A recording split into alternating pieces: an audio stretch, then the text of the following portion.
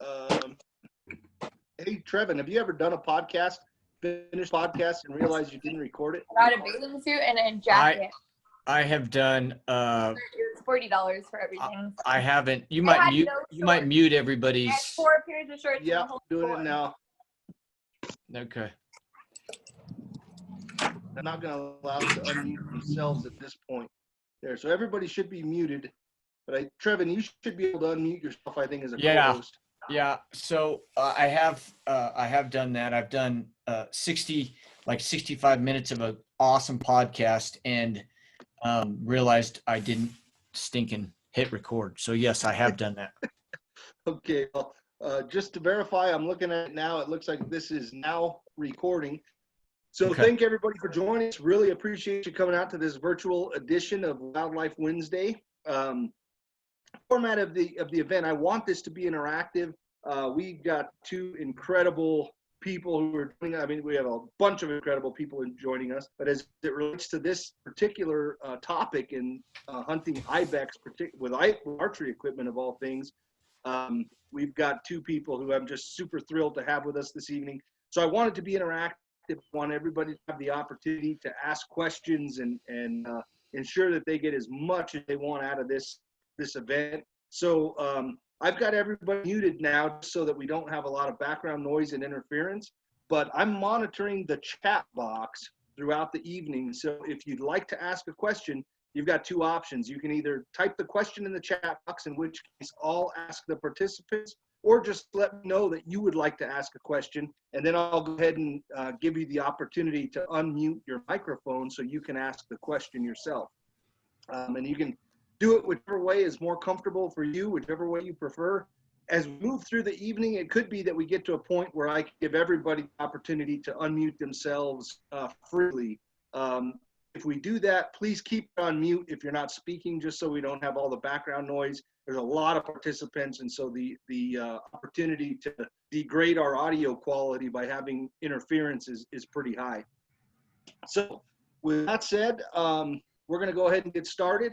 And I'd like to start by, first of all, reminding everybody that our Wildlife Wednesday events typically happen at the Marble East Side Tap Room. And because of current social conditions, we're not able to have that gathering in person. And that has pros and cons. I mean, the con is they don't get to all hang out and high five and drink beer and hug each other and all that kind of stuff. So that's kind of a drag. But good news is people can participate from all across the state and all across the country. So the other good news is this is going to be recorded and will be available for those people who couldn't join us here tonight. So with that said, please grab your favorite Marble beverage. The brewery, particularly the microbrewery industry, has really been hit hard by this current pandemic. Thank you, Trevon. I got mine here in my Lobo beer cooler thing, and of course I'm drinking the double white. That's my beer of choice. But the microbrewery industry in Mexico has really been hit hard. So the more we can do to support our local businesses, especially those ones that support wildlife conservation, the better, because we couldn't do this. We couldn't host these events if we didn't have their support. So second thing, there's been a lot of chatter going on in the conservation community about public lands being trashed by the public. And obviously I don't expect that people on this call, people who are participating in this event, are the ones who are doing the trashing. But what I want to do is encourage everybody as we go out and recreate on our public lands, take a trash bag, keep a pocket of your backpack open and available to pick up the Mylar balloons or the old Budweiser cans or whatever we find out there. It's really, really critical. As New Mexico Wildlife Federation, Backcountry Hunters and Anglers, Trout Unlimited, a lot of organizations are fighting for increased access to public lands. One of the biggest obstacles we have to overcome are the people who say with more access comes more pollution, comes more trash, comes more degradation. The better job we do of taking care of our public lands, the less obstacles the conservation community has to overcome as we work to increase access to this wonderful resource that we have. So again, I want to let everybody know we're stewards of the land. And I think the people, you know, I recognize so many people that are participating right now that we do things right, but there are people out there who don't. So two things I would say. Number one, let's pick up after other people where necessary. And number two, if you see someone acting in a way that is not responsible, that is not appropriate, that is not respectful to our public lands that we all collectively own, I want to challenge you to speak up. We need to police ourselves as a community. We need to make it very well known that that type of activity is not acceptable.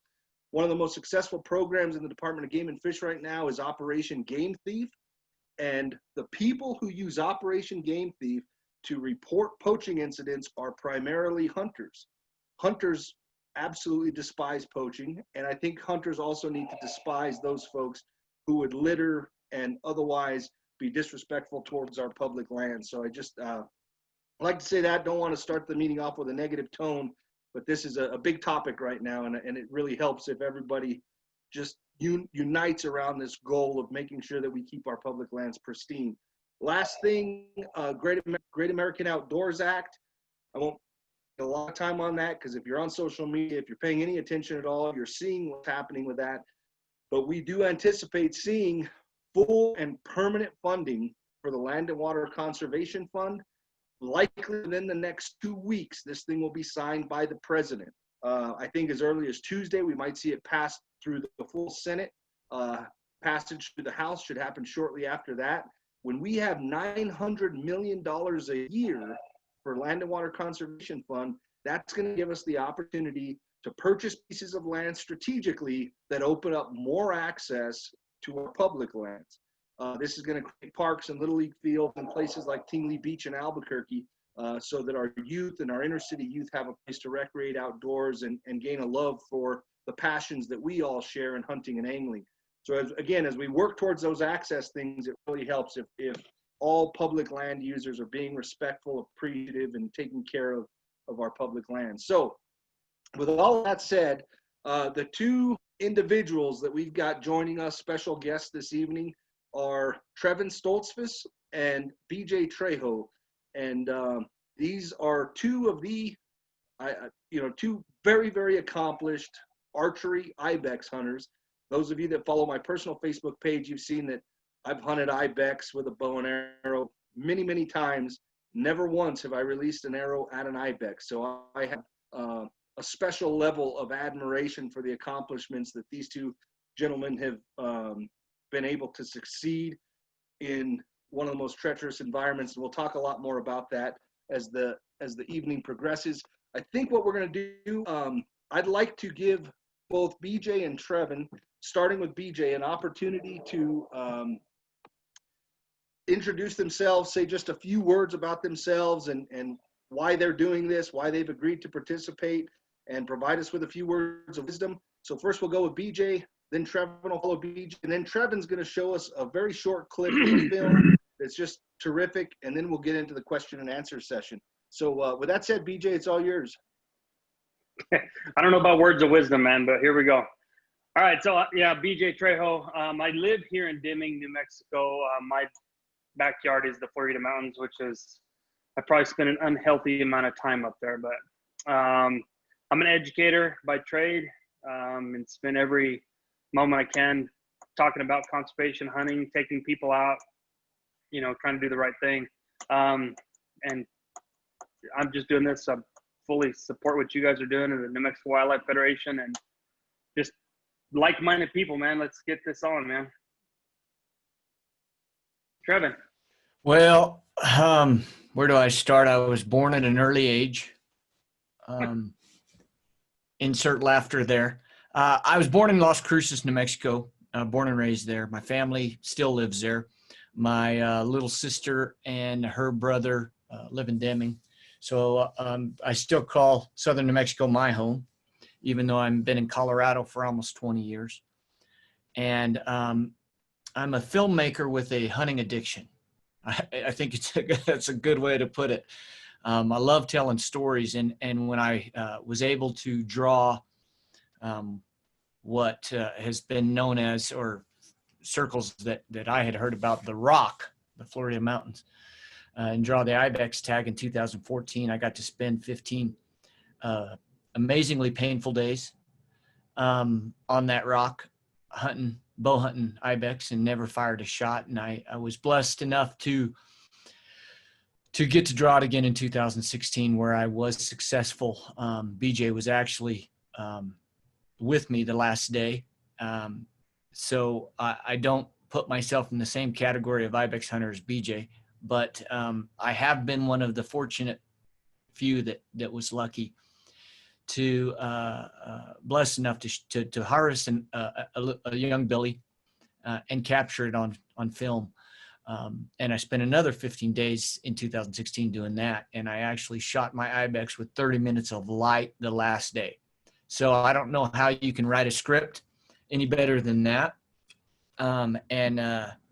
I also just happened to kill my first quail when I was 12 at the base of the Florida. So to me, that is definitely the Florida mountains are near and dear to my heart. So yeah, that's kind of who I am. I was a police officer in Las Cruces, New Mexico, for a while before I moved up to northern Colorado. So yeah, that's kind of me in a nutshell. And I was fortunate enough to play a small part in a ad campaign that the New Mexico Board of Tourism called New Mexico True. You guys have all, I'm sure, seen that, and so I've got that kind of queued up. If we want to play that, I'll grab the screen and we'll share that. We good to go? Give me a thumbs up there, Ben. All right.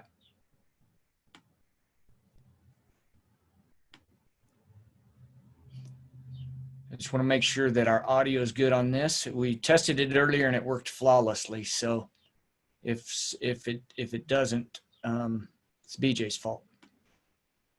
In December 1970, the New Mexico Department of Game and Fish released 15 Persian ibex in an obscure mountain range on the Mexico border. Today, their 500 offspring are the most elusive quarry in North America. I started hunting when I was 9, growing up in Las Cruces. To be honest, my dad didn't hunt, but my grandpa and cousins did. And then my dad saw my love for it, and so he picked up a rifle too. There was a period of about 5 or 6 years when I was distracted. I wrestled for UNM, and then I started riding bulls. Me, 5'7", 135 pounds, clinging to 2,000 pounds of hurt. You know what that does to your body. When I came back, all I wanted to do was bow hunt. I launched a show to share my hunting adventures in 2008 called Outback Outdoors. It became my life. The difference between hunting with a bow and hunting with a rifle, it's like the difference between bait fishing and fly casting. It's about the challenge, the journey, who you're with, not what you kill. Which is good when you're chasing an animal as cagey as an ibex. They've got hooves like flypaper, and they can spot you a half mile away, and they are gone. The billies are tawny brown, 150 pounds, with sweeping 30-plus inch blades of keratin for horns. They eat choya for breakfast. They're invasive, but they've got nowhere to go. We came to understand why they call this place the Rock. It's what they called Alcatraz, only we didn't want to leave.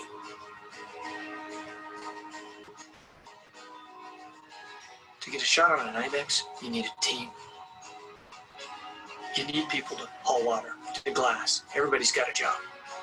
You need all 15 days of the hunt, and you need a lot of luck.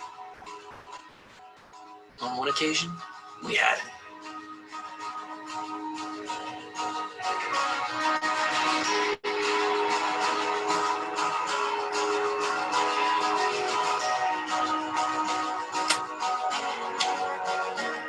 And then it was gone.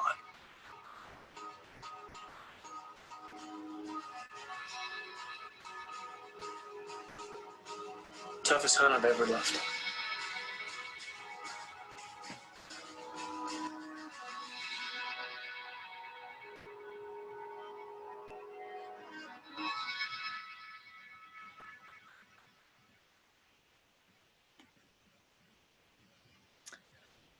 Well, that, hold on. I don't know what that is. Okay. So I had an opportunity to work with that set a few records straight there in that film. You see me take a shot at an Ibex. I never did the first hunt. That was all the New Mexico True camera crew wanted this epic into the little short film. And so a funny side story is that shot, I came to full draw and they did their little takes on it.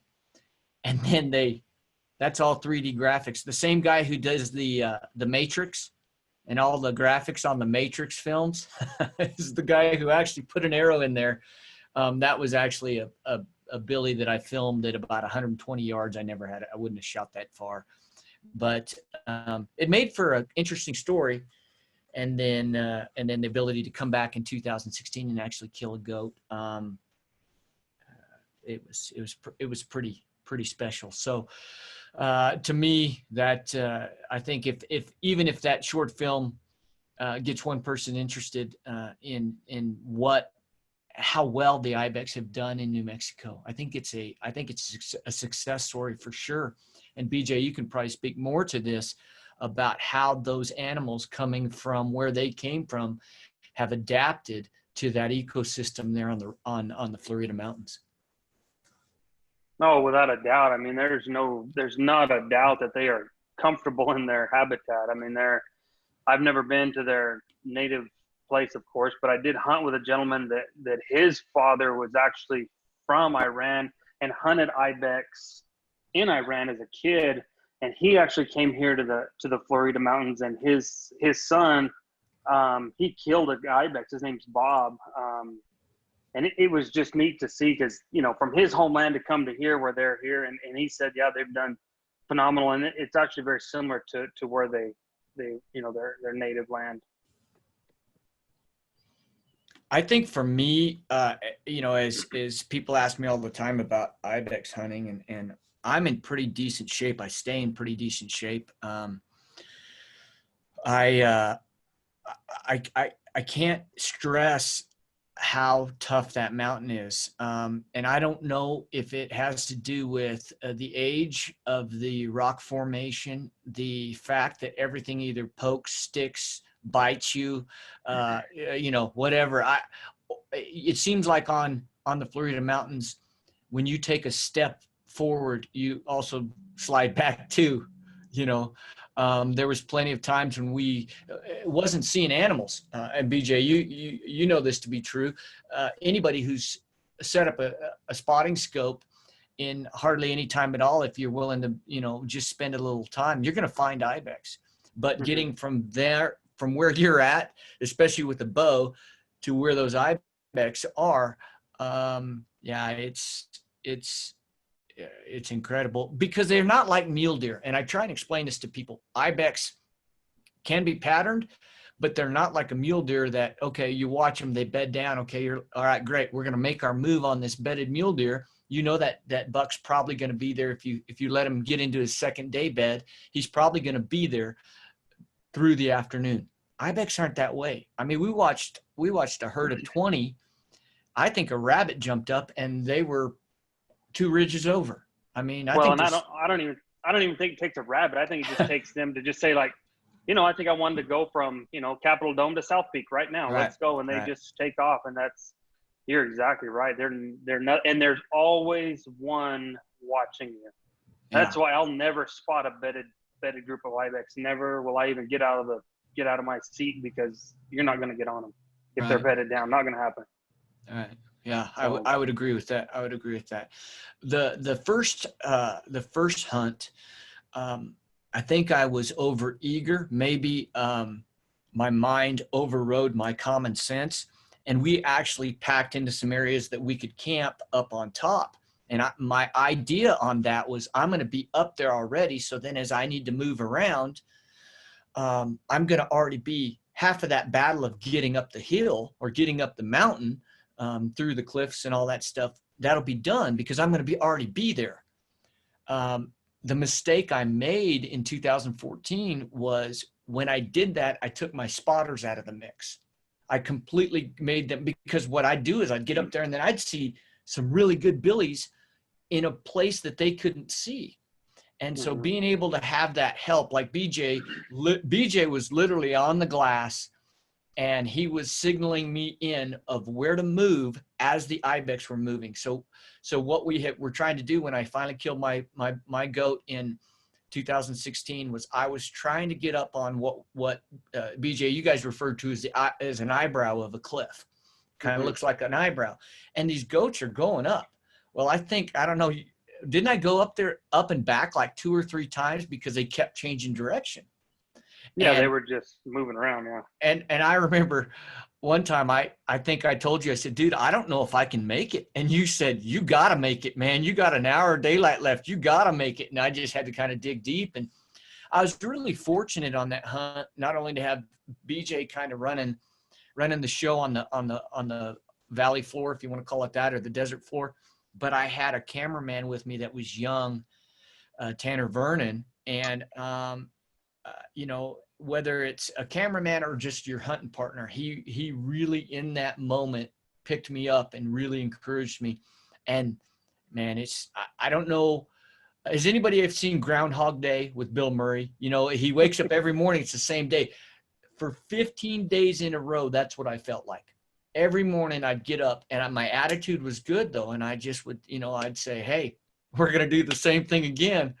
And my feet were blistered and sore and you know, but you just kept at it. You just kept at it. So I don't know. Trevon and BJ, I'm going to interrupt just for a second. Two things. One, I want to remind all the participants again, if they want to comment or ask questions, just type in the chat box. I'm monitoring that. So this is designed to be an interactive meeting. But I just want to compare a little bit of my experience hunting Ibex to yours. And I was an amateur. I was young. It was over 10 years ago when it went to a draw hunt, and I haven't had the opportunity to hunt them since then. But I never took a team approach to it. It was my dad and I. We hunt together. We were together. It's such a dangerous mountain that I think it's important sometimes if you're going up and down that mountain to be with somebody, because obviously, and you guys can talk more about this, but you can roll an ankle or get yourself in a pickle in a real hurry. But we never had a group spotting from the base of the mountain or some other vantage point to guide us.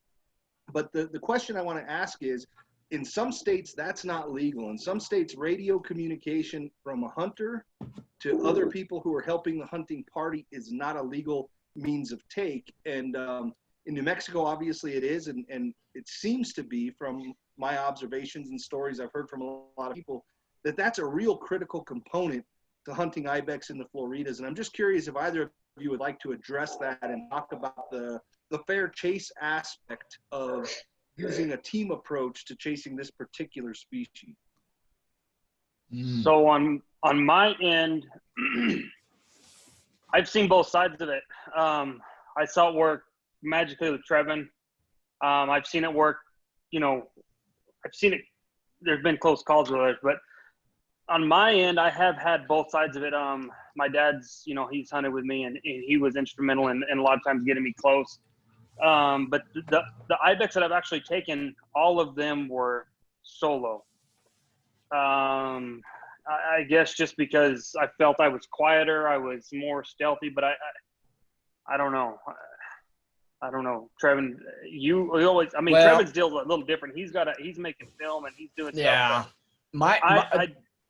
It is easier, and it is nice to know. I know when I was hunting with somebody, just to say, hey, that goat is still there. Right, and that's I don't know how many times I had stalked 7-8 hours on stuff, get there knowing that animal was going to be there, and they're gone. And they were probably gone within 30 minutes as I left the truck.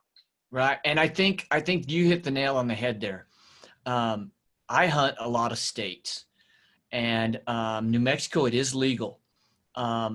And some states it's not. So we actually have a flagging system that you can use that works.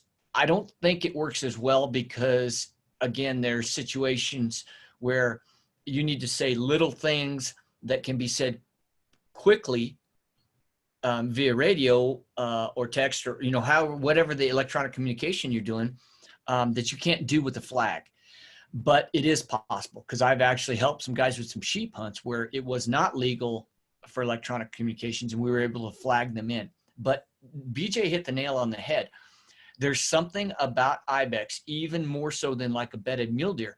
Like I said, I don't even stalk mule deer till they've gotten their second bed, because their first bed, they're going to be there for an hour or so until the sun changes and gets high in the sky. Then they're going to find their second bed, and then that's when you're going to have that length of time. Well, that doesn't apply with Ibex. So like BJ says, if it wasn't for that, there'd been a lot of days wasted getting into position, and the goats aren't even there. And the other thing is, getting back to what I said first about the ability to move, I might need to move just 70 yards, and the goats, they're not getting up or moving because of me. But if I knew to move 70 yards and sit in a saddle or, where they're coming up, just like when I killed mine, BJ told me, you need to get out to that point. And when I got out to that point, my cameraman was right over my shoulder, the goats came up. And the only reason I got a shot was because there was 4 goats kind of in a, if you've seen Ibex move through the mountains, they kind of line out, especially in the cliffs. They'll line out. One will go and then the other will come behind. And these 4 came to a point and they looked at each other like, who's going to go first?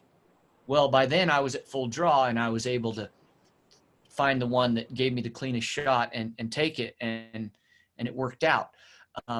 But I know other guys, Sean Greathouse, a good friend of mine, was with Derek Harris, who has hunted, he's guided on that mountain quite a bit.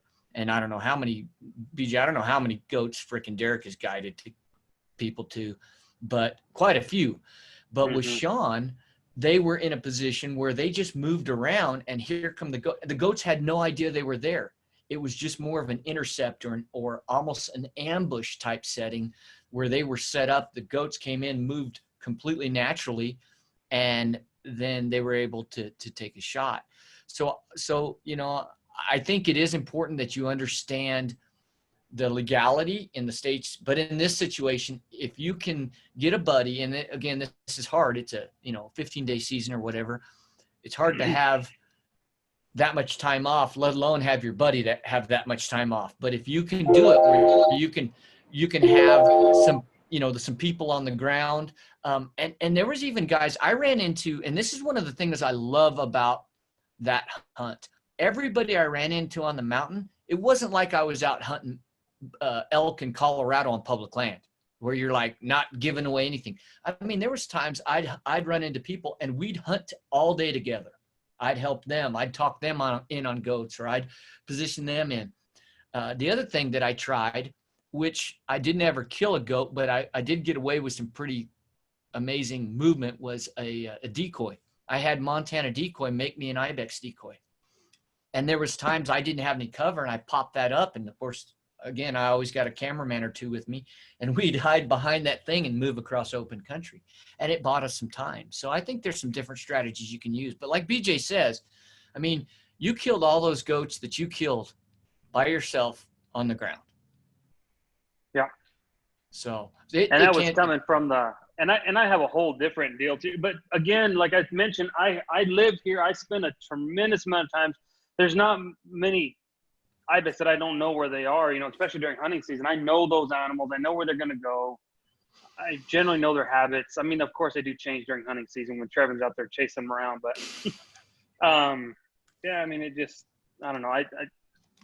There's a lot of pregame stuff put into it before you just put your boots on the ground. BJ, would you say that I want to get your take on the October hunt, talking bow hunting now, the October bow hunt versus the January bow hunt?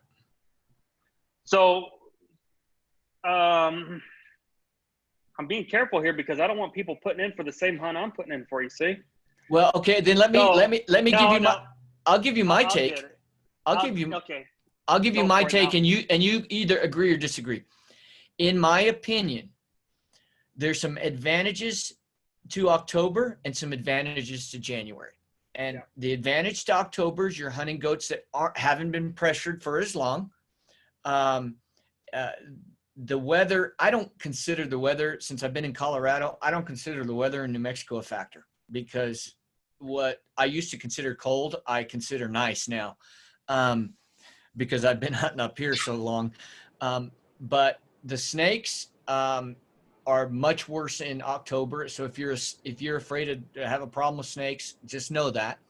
I did in January on both my hunts run into rattlesnakes, but they were so sluggish it was not even a factor. I didn't wear any chaps or snake boots or anything like that, gaiters, anything like that in January. But I do think that in October, if you don't mind the snakes, I think that sometimes the goats can be a little less.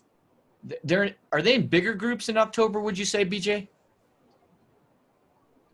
No, I'm going to say they're about the same. Okay. Because I've seen groups of, 100 during October and during January. It doesn't matter. And you're right, Trevon. And I'm just kind of joshing there, saying, giving away secrets. If they want to know statistics, I can talk to Brandon. He's on here. He knows everything about that. But October, in my opinion, is easier. And like I said in my intro there, I am an educator by trade. So I would, I can get off at 3 o'clock and I can come hunt. So that was the big factor for me, the length of the days. So I can hunt till, 8 o'clock, 8:30 at night. And 2 of the goats I killed were like that. I killed them, in the evening after school. They are a little bit less weary, I guess, but not much, because I think just by nature they are, they're just watching. They know everything that's going on. Of course, everything's trying to kill them, I guess, up there. The snakes, in my opinion, are not a factor at all. If you want to get snake bit, I think you can get snake bit very easily. I live here. I'm not, how do I want to say that? I know where not to go. I'm not going to walk to the bottom of the arroyos. I'm not going to stay on the shady side of them bushes, because I know that's where the snakes live. I respect a snake. If, they buzz, they tell you they're there, and I just walk the other way, thank you for letting me know. And I just get out of the way, so, it is a lot hotter during that time of the year. I will tell you that. But again, I live here. We're in New Mexico. You just have to expect that. That's just part of the gig. So January can be pretty tough. We can get snow, but again, like Trevon said, it's nothing. If we get 6 inches of snow, school closes, so it's not a big deal. Right. I think. Go ahead, Trevon. I didn't mean to. I think one of the things that was so unique to me on my first hunt was that Ibex, in some ways, are a lot like turkeys, in the fact that they roost. Ibex, are going to bed on those domes. They're going to bed because what's their number one predator? It isn't us. It's mountain lions. And so they're going to bed on the top of those domes. And I know a lot of guys have had really good success positioning themselves in the early morning and late evenings in saddles and draws and stuff like that actually funnel to some of these big domes. You got the south side where you've got, 3 or 4 at the end of the ridges. You got these big domes, and then Capitol Dome. I mean, you got all these different domes. The difference is turkeys sometimes will roost in the same tree. These dang Ibex, they might roost, or they might go to sleep somewhere. But the good thing is, if you have an idea and Ibex are in an area, it's not a bad tactic to go, okay, I'm going to move to a position and try and intercept them. And by putting yourself in a position to ambush them as they're going up to those big domes. So if you're prepared to stay the night up there. Yeah. Or be able to walk out at night, because that's a dangerous gig there too. Yeah. You can die real quick on this mountain. Yeah. Coming off of this thing at night is absolutely, you better be prepared to do your homework, because it is not a good situation. And you don't want to put, other people's lives at risk getting your rear end off the mountain. Yeah. Great point, guys. We've got a lot of questions in the chat box. One that we were just talking about is snakes, and it was Gunner's iPad who asked what kind of snakes, and I'll just give my personal testimonial and let you guys answer the question. But I once came face to face with the Mojave rattlesnake on that mountain. That's the only Mojave rattlesnake I've ever seen in my life, and it was it was a pretty scary experience. I'm generally, as a lifelong New Mexican, I spend a lot of time with rattlesnakes, so I don't normally get super scared, but this was one where I was kind of inching along a face of a cliff, and there was a little cave, if you will, and my face came right in front of that cave, and there's a coiled up Mojave rattlesnake about 12 inches from my face, and that was a little bit scary. But anyway, any other snakes that you guys have encountered on that mountain? Just, the most common is going to be your diamondback rattlesnake, the coon-tailed diamondback, western diamondback, whatever you want to call them. Those are going to be your most predominant snakes on that mountain. And they'll range from, I don't know, I've seen them 6 inches all the way to 8 feet. They're just vary in size, but that's what you're mostly going to see in those Mojaves. I've seen just a couple of those on that mountain. Yeah, what did you run into, Trev? I'm not a snake connoisseur. And when they have that little rattle on the backside, I don't usually spend enough time to identify what they are. I just know that's something I don't want to get close to. But I actually have some pictures of a snake. I was coming up over on some Ibex that were below me, and I kind of belly crawled my way out and inched over to look. And I was sitting there watching, and my cameraman said, "Don't move, there's a snake right next to you." And I looked to my left, and probably 18 inches from me was probably about an 8-inch rattler, baby rattler, I assume. And he was so cold, he was laying on the rock, right, kind of down off of where I was on, and all he was doing was sunning himself. And honestly, he was so still, I thought he was dead. I poked him with an arrow, and he was not dead. But, and then other than that, I saw some, I'd be, like you said, when you going up and you'd look down in a cave and you'd see one coiled, and I just would keep going. I never felt like it was an issue. I'm not one of them guys that's real scared of snakes. I mean, if there was a bunch of big old spiders up there, it might be a different story. Spiders freak me out. I'm pretty good with snakes. So, but that's the interaction I had with rattlesnakes when I was up on the mountain.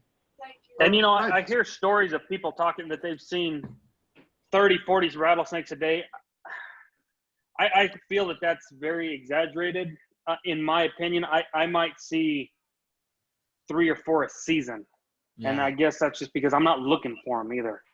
Right. And I would say probably in both my trips, I probably saw 3 or 4 rattlesnakes the whole 15 days I was up there. And I was up there the entire time. So, I mean, yeah. So, real quick, I've got some questions in the chat box. I've unmuted everybody that's asking a question or given them the opportunity. I've given them the opportunity to unmute themselves. So if people want to ask the question themselves, they certainly can. But I've got a question here from Josh Urban, and I just happen to know that Josh has an Ibex tag in his pocket right now at the moment. And what Josh is asking is, how far is a typical shot on an Ibex? Then he goes on to ask, BJ and Trevon, how close was your closest shot? Well, I can tell you the first. I saw Trevon. Yeah. Go for it. The first trip, I came to full draw.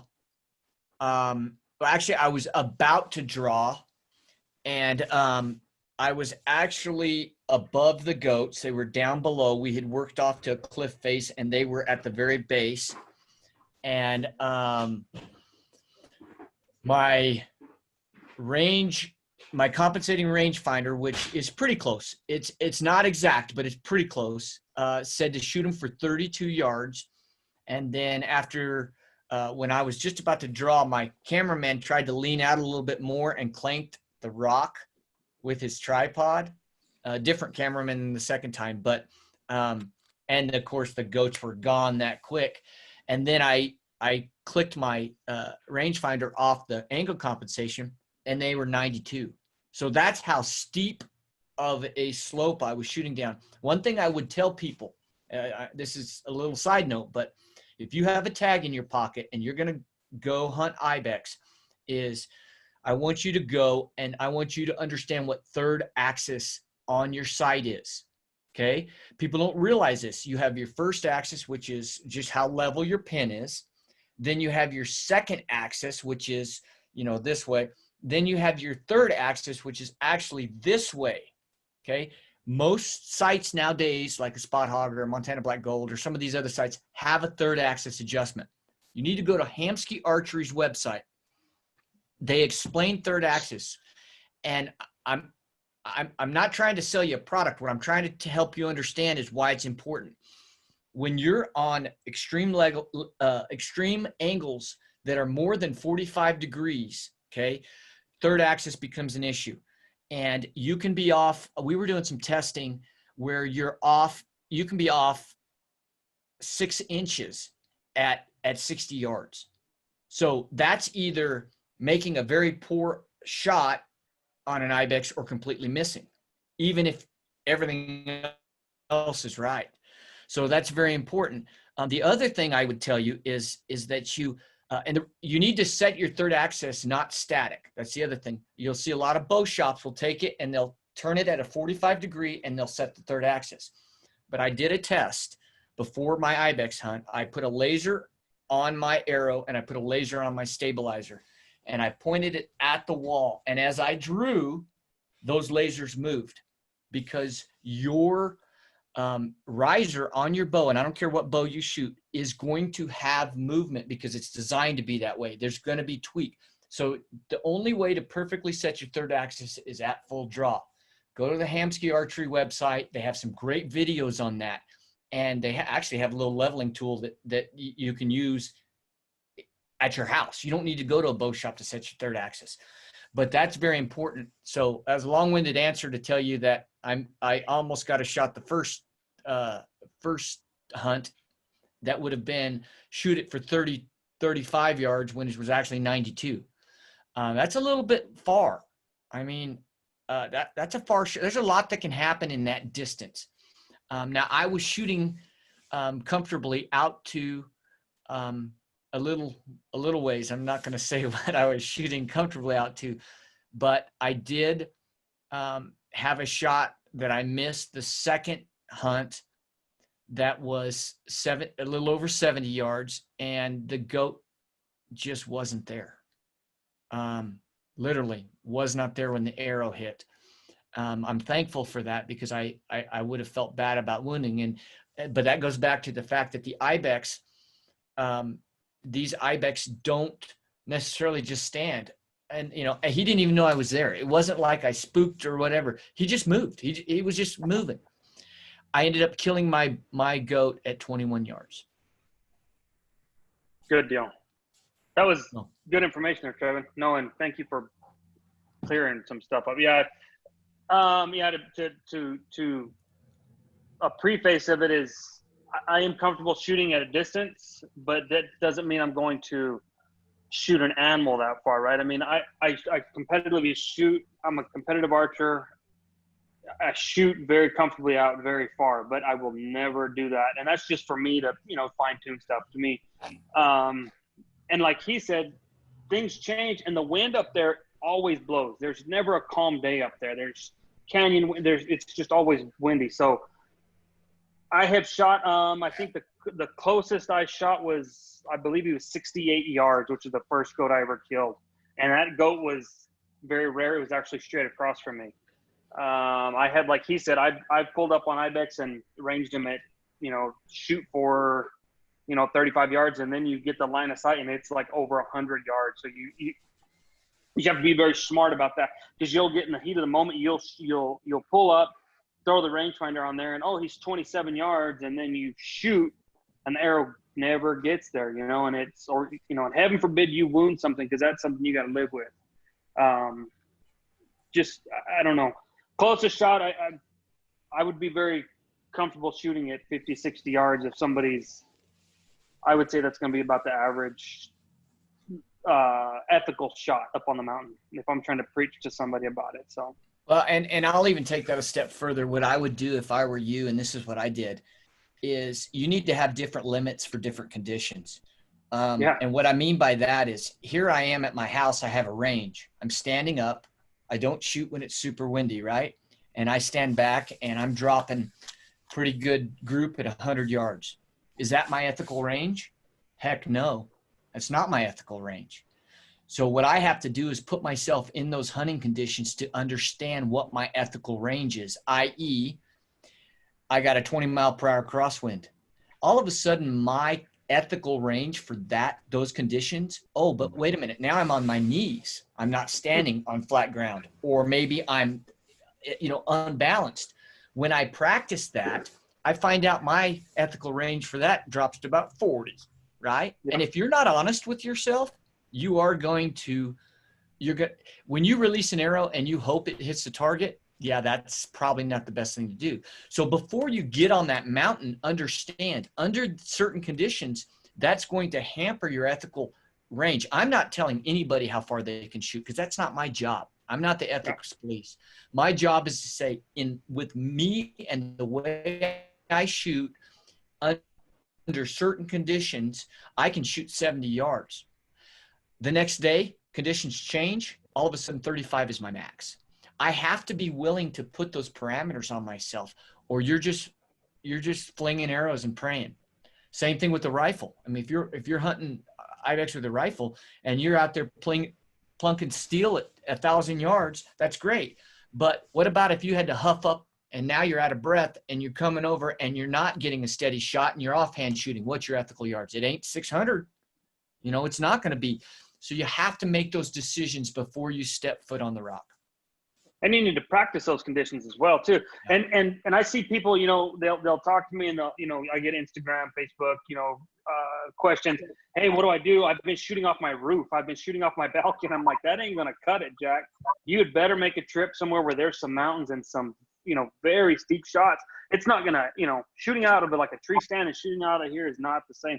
And you need, people, it'll be blowing here 60, 70 miles an hour, 30 miles an hour, and nobody wants to go out and shoot. But that's the time that you need to go shoot, because those are reality. And this is for a lot of you folks, people out of state, it's a lot of money to come down here and hunt, to just, to sit inside and wait for a calm day to go practice, Right. Yeah. And when it's hot or when it's running. And I know I see you do a lot of it, and I do a lot of it, running and then shooting.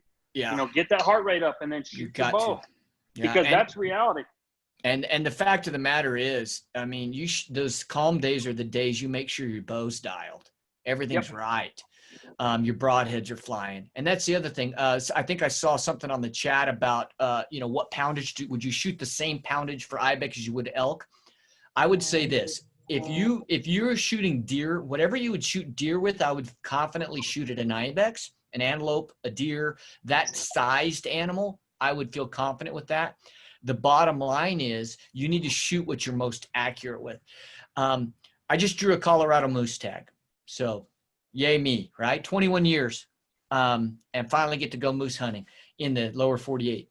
I'm going to shoot something that I've never shot at anything else. It's going to affect my distance, my range, all of that stuff. But if I'm going deer hunting, I already know the setup I'm going to shoot because I'm very accurate at that. I've shot a similar setup for years. So if I hope that answers your question. I don't think you need the kind of kinetic energy you would with an elk or a moose or something like that. For Ibex, I would be more concerned, think about deer, antelope type style or type body size. Wouldn't you agree with that, BJ? Yeah, I don't think it's any, I think it's, I don't know that anybody has like a rifle, right? So I have a small game rifle and a big game rifle or whatever, right? But the average person's got one bow, and that's what they get confident with. And all bows nowadays, you see now, I got to shoot 80 pounds. I got to shoot this and that. You don't have to anymore. And a guy told me one time that if you cannot pull your bow back sitting down flat on your butt, you're pulling way too much poundage, right? Because you can kill, these bows now at 50 pounds are doing things that 10 years ago, you had to shoot 80 pounds with an underspine arrow to shoot, so broadheads are better, arrows are better. You've got these micro diameter arrows. They're just ridiculous. I would shoot what you're comfortable with shooting and go with it. Yeah. Yeah. And so I know Andy had his hand up. I don't know if Andy's got a question. I'm going to have to unmute him, I think. So give me just 1 second to do that. Aaron and Joshua, I think, also have questions if they want to chime in while I unmute Andy here. Yeah, that helps out a lot, guys. Thanks for answering those questions for me. I appreciate it. You got it. Yeah, when I'm at work pretending to be a fireman, we we get out there and shoot quite a bit. So we've been shooting out 100 yards and kind of just shooting in the wind, getting more confident, but just kind of wanted to see what more I should be doing. But thank you for that. It helped out. Well, what more you should be doing is getting in the best shape that you've ever been in your life. You better be in it. That's going to be the biggest thing that's going to hinder you is physical shape. I joke a lot of times by, I say, oh, I'm lucky. Oh, it's no big deal to hunt. But I guess I work out. I live in a CrossFit gym. I run. I shoot every day. You put in the work. It is a tremendous amount of work to be able to be successful in that mountain. I'm gonna, Josh. Is this Josh? Was that who asked the question? Yes, it was. Okay. Hey, Josh. What I would do is sandbags. I'm gonna just throw this out there. I agree with BJ. CrossFit is definitely something that's going to give you that all around. But in a situation, what I want you to incorporate is burpees are great. Moving a heavy thing from one point to another. Get your heart rate into that mid zone and then stop and take one shot. Yep. Okay. Now, what I'm going to tell you to do is take a 7-inch circle with maybe a dot in the middle. Okay. That's going to be an average kill zone. It's actually a little small, but it's going to give us a good average. If you look at an Ibex's kill zone, and then you take out the shoulder and you take out some of the areas you don't want to be, it's going to end up a 7-inch circle. So you need to know under those heart breathing, your heart rate conditions where it's elevated, where does that put your accuracy? And you can do that really simply by doing some CrossFit exercises, box jumps, burpee, sandbag get-ups, anything like that, stuff around the house. But get that heart rate up and then shoot. I'm not so concerned with you going and walking 1,000 miles and then shooting. I'd rather you get that initial spike that's going to simulate that adrenaline pump you're going to get when you're in a hunting situation, and the actual out of breathness. Is that a word? Out of breathness? I just sure. I'm from Cruces. Sorry, Las Cruces High 89. But that's going to simulate that, and then it's going to tell you where you're at physically in order to say, okay, my ethical range is, I'm still banging them at 60. Of course, on top of that, you're going to have environment, animal conditions, all of those things you need to take into account too. But hunting is hunting. BJ told me one thing one time. He said, sometimes you just got to get aggressive. You got to go. You can't sit there and wait for the perfect opportunity, because it will never present itself. You have to put it in your hands, do the preparation beforehand, and then when that moment of truth comes, you have to make it happen. Hey, BJ, can you hear me? Gotcha. Hey, we haven't met yet, but this is Zach. I'm here with your cousin Aaron, and just wanted to say hello and really enjoyed the podcast. I have one quick question for you. So we were in Germany for about 4 years, and I didn't have my bow over there. Would you recommend that I get it restrung before I shoot it? I would just recommend taking it to an archer shop maybe and have them look at it. Strings nowadays, the material is pretty good. It'll last as long as it's been waxed. But strings are pretty cheap insurance. You blow a string up, it can injure you or injure, it can do a lot of damage. So yeah, $100 is pretty cheap when you look at it in retrospect. All right. Well, appreciate it. Or bring it down here and I'll help you with it. Okay. All right. We'll do. Hey, appreciate it, man. Yeah. Nice seeing you guys. Yep. See ya. Hey guys, a couple quick things. one, I've got everybody currently unmuted, or at least with the ability to unmute themselves. I was having some trouble unmuting individuals, so I've unmuted everybody. So if everyone would just take it upon themselves to mute their own microphone if they're not speaking, that would be super helpful. And it'll save me. I was reading Katie's comment. I'm sorry. How many arrows should I take? Yeah, Katie's Katie. teaching me how to do this. Katie, you need to just take. You just need to pack as many as you can pack in your pack. I've heard about your shooting. So, Andy had I think Andy had a question. Okay, yeah, go ahead, Andy. You're gonna have to unmute. You're muted. You're muted. You're gonna need to unmute yourself. Hit your screen, and then there should be an unmute button. Let me see if I can unmute you. Hold on. I did. You're unmuted. No. Hey man, I got a question. All right, cool. Oh, there you All right, go. I'm on. Okay, go ahead. So question that I had is I've been on, I've been up there before, but for archery, would it be the best to spot and stalk, or do you think it's the best like ambush style, or? Wow, that's the $1 million question, because here's why I say it's $1 million question. Then BJ, you take it from here. I have sat and thought, you know what? I need to go park my butt in that saddle right there, and I need to sit all day. Okay. And then I didn't have the patience to do it. Okay. And I sat and watched freaking goats walk right by there. Another guy, I don't know if anyone knows Jeremy Eastman. Jeremy, I think Jeremy was one of the guys that was, maybe it was Jeremy, maybe it was somebody else. Anyway, they committed to set in this saddle. They sat there and they got 3. It wasn't Jeremy, because Jeremy killed his, I think, on the first shot. But this guy sat on a saddle leading between a dome and some other cliffs that the goats were hanging out in. He sat there for a week. He'd walk up there in the dark and walk out in the dark. And he knew his path perfect. And I think he had 3 shots. Yeah. So hey, if you've got that mentality and that self-control, I say more power to you. You're probably going to have more opportunities, especially hunting a season where there's other people pushing goats around. But man, I can't. It's hard for me to do. I don't know, BJ. Could you sit there for a freaking whole day? So I did it one time, and I'm kind of I did it one day. I sat kind of low on a ridge.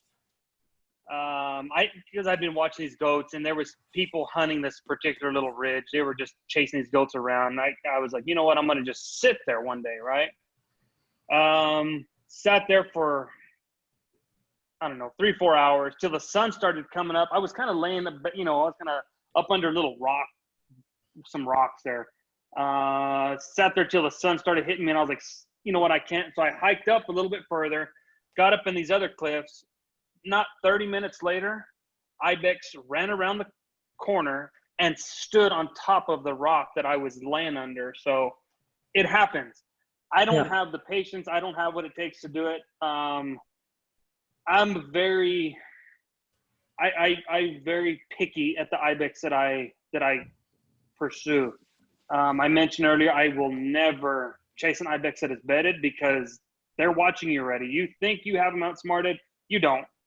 And I'm not going to waste my time. Uh-oh, my phone's falling. I'm not going to waste my time hiking up that mountain. And sorry guys, I'm losing my deal here. I'm not going to waste my time. Right. So there's always there's always a goat watching you. So I will pick and choose. I hunt. I love to hunt the evenings because these goats are moving. In the mornings, I love to hunt because the goats are moving. If they're moving, they're not always watching you. But if they are, if they're bedded up, there's always a sentry looking at you. I think if you really sat there, you could. I've heard of people getting on them like that. I'm not one to do that. Yeah. So I'm not either. I don't 6 have to 1 the half a patience. dozen to another. Yeah. So one more question. Actually, I forgot what the question was. I'll ask in a while. One thing I'm going to say is that any goat with a bow is a good goat. I'll be honest. My first trip, I think I was a little it was a humbling experience. I knew I had a handicap with, hauling all the cameramen around the mountains. And the problem was the fatigue. We ended up switching cameraman every 2 days so that those guys could rest. So I had to really be in good shape. But my second hunt, I was ready. If a nanny would have given me an opportunity, I would have shot a nanny. And, the billy I shot was a young billy. And I'll be honest, I was so happy. If someone were to ask me, what do I hold out for with a bow? I tell you nothing. Anything that gives you an opportunity, I would shoot it. Yeah. Well, what is the percentage? It's a 2% success rate, right? Or I think it's a little higher now. I think it's pushing 3. I screwed that one up, didn't I? Well, but I think it's October's like almost 4, and then January's a little lower, and so I think it ended up coming out with Ibex with a bow, nanny or billy. I think the success ratio is right around 3%. So what you're dealing with is, and I might be wrong, I might be going out on a limb here, but I think that it's the lowest success ratio of any North American big game in the lower 48. I think is for bow hunting. Yep. So yeah, I know Larry's trying to ask a question. We ought to let him jump in here. Hey, thanks guys. Can you hear me okay? Yeah. Gotcha. All right. So I'm pretty fortunate. I do work for the New Mexico Department of Game and Fish, and I do have some friends that, coworkers that have in the last couple of years have drawn it. And I know 3 guys that have drawn it in the last 4 years and killed good goats. So I'm one of those guys that now I'm thinking I'm salty enough to get on the rock. But BJ, I have a question for you, and I know this is probably going to be a bit uncomfortable. The reason I ask is I used to be asked by it, and I don't get this question much anymore, and I never really knew how to answer it. But it's not particularly for just bow hunting on the rock, but there's the over-the-counter Ibex hunt, and I have a picture where they had roped a billy over by Las Cruces. And Eric Rominger, our bighorn sheep biologist, is a really, really close friend of mine. He's the one that shared the picture with me, and it's a legit picture. It's not photoshopped. So I know that the goats have come off the rock. So BJ, I know you live there, and I know you spend, like you said, just an unhealthy amount of time out there. What are the numbers like down below? And this is for my own personal. I'm not asking to share with the public. The numbers of goats that have moved off the rock towards that, I don't remember if it's called the dos hermanos or tres hermanos. Is that a legit hunt? Is there a legit possibility of being able to hunt some goats out there? Yeah, good question. So legit hunt, absolutely, right? Any hunt's a legit hunt, I guess, if you're out there. I have tried that hunt a bunch of times. Years back, I saw less than a handful out there. Have spent a lot of time out there putting glass on that mountain, and I'm not seeing them anymore. So quite possibly maybe they could venture off, but I don't see them anymore. I don't know. Yeah, I don't see them anymore. And I heard about that picture years back, but I've never seen it. I don't know what. I heard it was fake. I heard it was true. I don't know. But I'd hate to be on the other end of that rope. I would tell you that. I can share it with you. Yeah, no, yeah, you may do that later, but no, I don't know. I mean, it's maybe worth a gander, but I don't know. I'm not seeing them anymore. I'd be hunting them every day, I promise you. Thank you. Yep. Hey, I got a question. This is for both of you guys, but we see a lot of people. I live here in Deming also, and I see a lot of people that show up for this hunt, and typically will hunt 1, maybe 2 days, and they're gone. And part of the reason is because they're not in good physical shape, and a lot of them blow out their feet. So tell me about footwear. What are y'all thinking? I'm not looking for brands, but I'm looking for the importance of, having good footwear, getting them broke in, and of course that physical fitness part. Yeah, good question. Yeah, I see that all the time. You see people spend a lot of money, on a tag. I don't know what it is, out of staters, but that's where you usually see is out of state. They come and they'll spend literally 1 or 2 days on the mountain, and they're tucking tail and they're leaving. Because their feet are just in shambles. And I see a lot of people coming up with snake chaps and snake boots that are not broken, and they just can't. I think a high quality boot, the most expensive boot that you can afford, is probably your best bet, and get that sucker broken months before the hunt. Again, not to put names of brands or anything out there, but what do you think, Trevon? I think people make the first mistake is they get on a website and they say, I wear a size 8. And they order, I mean, of course, you can tell how small my feet are. And they order in the 8s, okay? First thing you need to do is go to a shoe store, like a Dillard's or someplace that has one of those Brannick. Measure your left foot and your right foot, okay? And I bet you 6 ways to Sunday that your feet aren't the same size. Okay, that's the first thing. Then the second thing is get the right width. And I'm not going to drop names as far as what – I mean, I can tell you what I've worn in the past. I've worn Loas, and they were too wide. I have a narrow foot. And I was actually used to work for a company called Eastman's Hunting Journal, and I was filming a gentleman named Cameron Haynes. And I tore on a 7-day backcountry hunt that turned into a 9-day backcountry hunt, but that's another story. I tore my feet up. Kenetrex. I've worn Kenetrex. I really liked Kenetrex because they made a narrow boot. Once I got the sizing down, understand the way they make boots. Boots are made on forms, and a lot of them are made in Europe.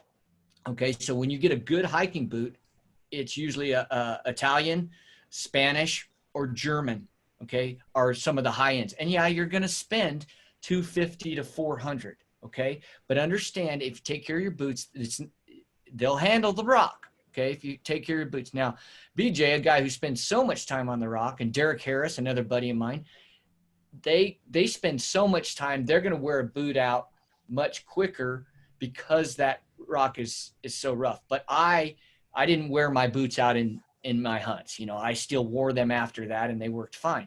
But make sure you get the right width.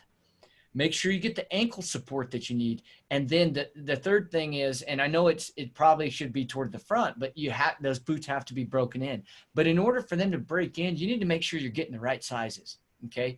I actually ordered a pair of boots in one time, and it was this, I did the old, I know what I wear this. And they came in. Turns out they ran about a half size too big.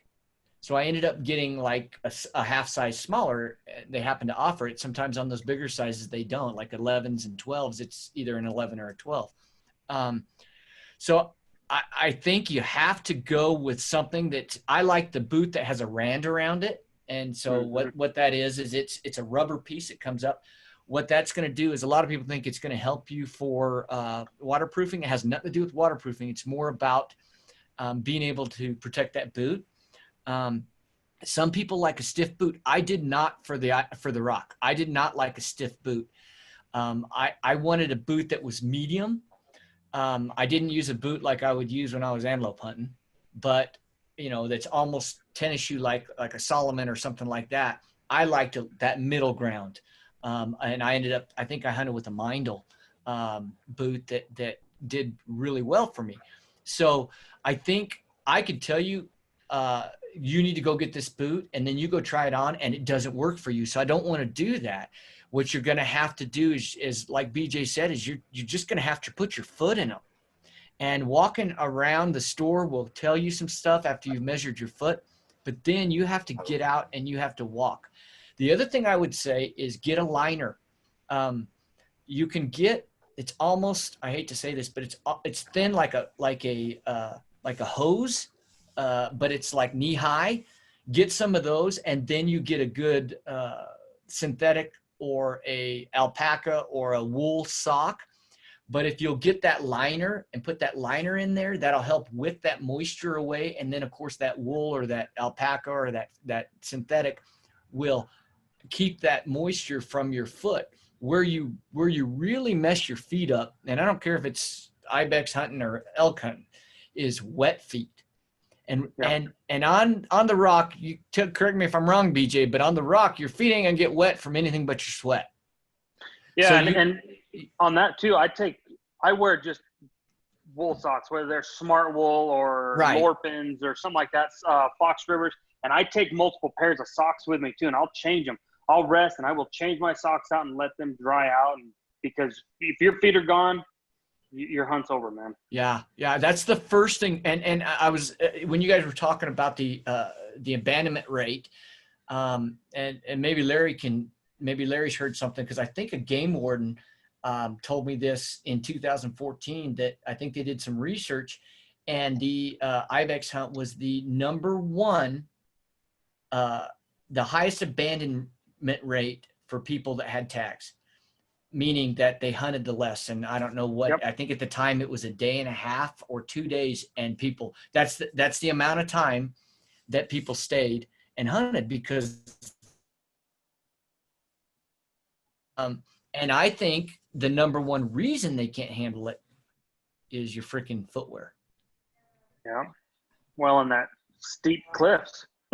Well, yeah, but because physically they can't do it, and you're right, their feet just give up. They just can't handle it. I've seen them come off that mountain, they take off their boots and toenails are gone. I mean, just, it's a bad deal. And buying their boots too small is a big problem. Your feet swell at the end of the day. I'd rather have a pair of boots a half size too big and have to wear a thicker sock or put an insole in or something like that to have my boots too small, because those quality boots like that, they don't stretch. They're not like a cowboy boot or something that'll stretch a little bit. They're pretty much a one size deal. Yeah, Larry just confirmed that it's still true, that the harvest report data supports that it's the highest abandoned hunt. The other thing I would tell you is you need something, and this is small but yet very large. You've got to have a way to continually drink water throughout the whole day. And whether that be a Camelback where you can just grab a straw and suck on it, or you take the time and sit down and you down the water, I guarantee you the cramps that you will have in your calves and in your hamstrings, even with the amount of water I was pounding, and I was even supplementing that with some electrolytes, I would wake up in the middle of the night and my hamstring would be freaking in a ball. Number one, I'm old, or older than I think I am. And number two, it's just, you can't, you got to stay hydrated. And it could be 20 degrees on that mountain, or it could be 80 degrees. And I'm talking about the January hunt. So you've all in one day. Yeah, exactly. So you've got, and even when it's cold, and that's where I screwed up, is, it was a kind of an overcast, kind of a cool day, and I didn't drink enough water. So that's another thing that I'm going to throw out there is you got to stay hydrated. Yeah, that's a good point. The ibex hunt on the Floridas is one of the most mental games you can play when it comes to hunting. And here's why. I've been on hunts where I couldn't find animals, but you can always go and relocate and find animals. That's not going to be your problem on the Florida mountains. The problem is going to be keeping your mental focus, again, back to that Groundhog Day, and doing the same thing every day, because all you need is that one opportunity and to capitalize on that one opportunity. But if you allow them, you will talk yourself off that mountain if you let yourself. So you just have to go in there with, look, every day I'm one day closer to killing an ibex. And BJ, I mean, that last day you saw how down I was, because I knew it was my last hurrah.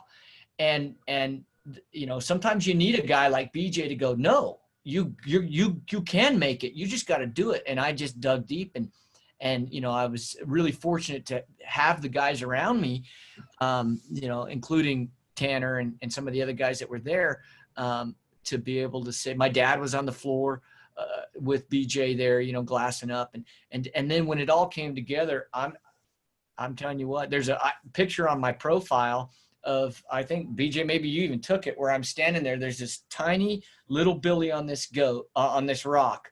And I'm standing there with my bow up, not like, look at me, but like, I can't believe this happened. I can't believe 30 days and I made it happen. But the only way I did it was because in my mind, I was not going to quit. So. And it was to the end. I mean, you hunted full 30 days. That goat was killed last evening. Yeah. I mean, so you've got to be strong through the finish line. Yeah. Yeah. Any more questions? I know there's a bunch of questions coming in. Can we get those, Jesse, or? There's some good suggestions of boots I see on the chat too. So guys, you can take a look at some of those brands too, Crispy. There's some good boots out there. So.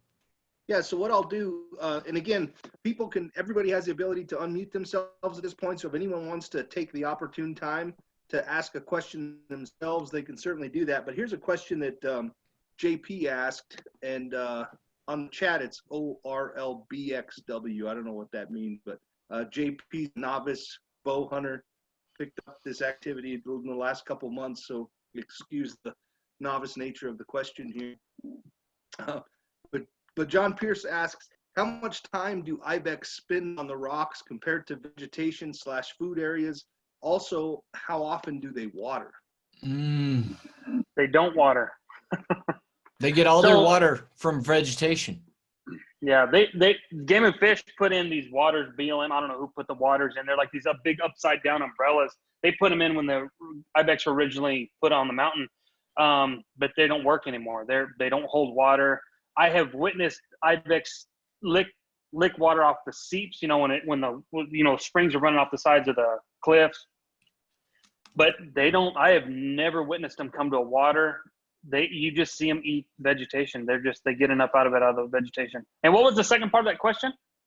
How much time do they spend on the rocks compared to, say, in an area that's vegetated where they might be feeding? I think that varies. It varies of the area and varies of the pressure, varies on, that's a lot of because I'll see them and they'll never leave the cliffs, and literally they are on the cliffs. I mean, they are 90 degrees, and they are on the cliffs walking like they have, like he said, what'd you say, Trevon, on your deal there, that they have fly paper or something, or yeah, on their hooves. It's crazy because they. I have a table in the back of my truck. I have video of them under the big eye, the eye of the needle on the main mountain. I have video of them going around the base of it. There's nothing to go around on. It wasn't like they were on a little trail and they're literally just on. I mean, it couldn't have been more than 3 inches. And there's 8 of them running around the face of that dadgum. I mean, I tell people, man, you can't understand how they move through country. And, they're getting up on these domes. And if you walked around that dome, you're like, I have no idea how they get up there. And they just do.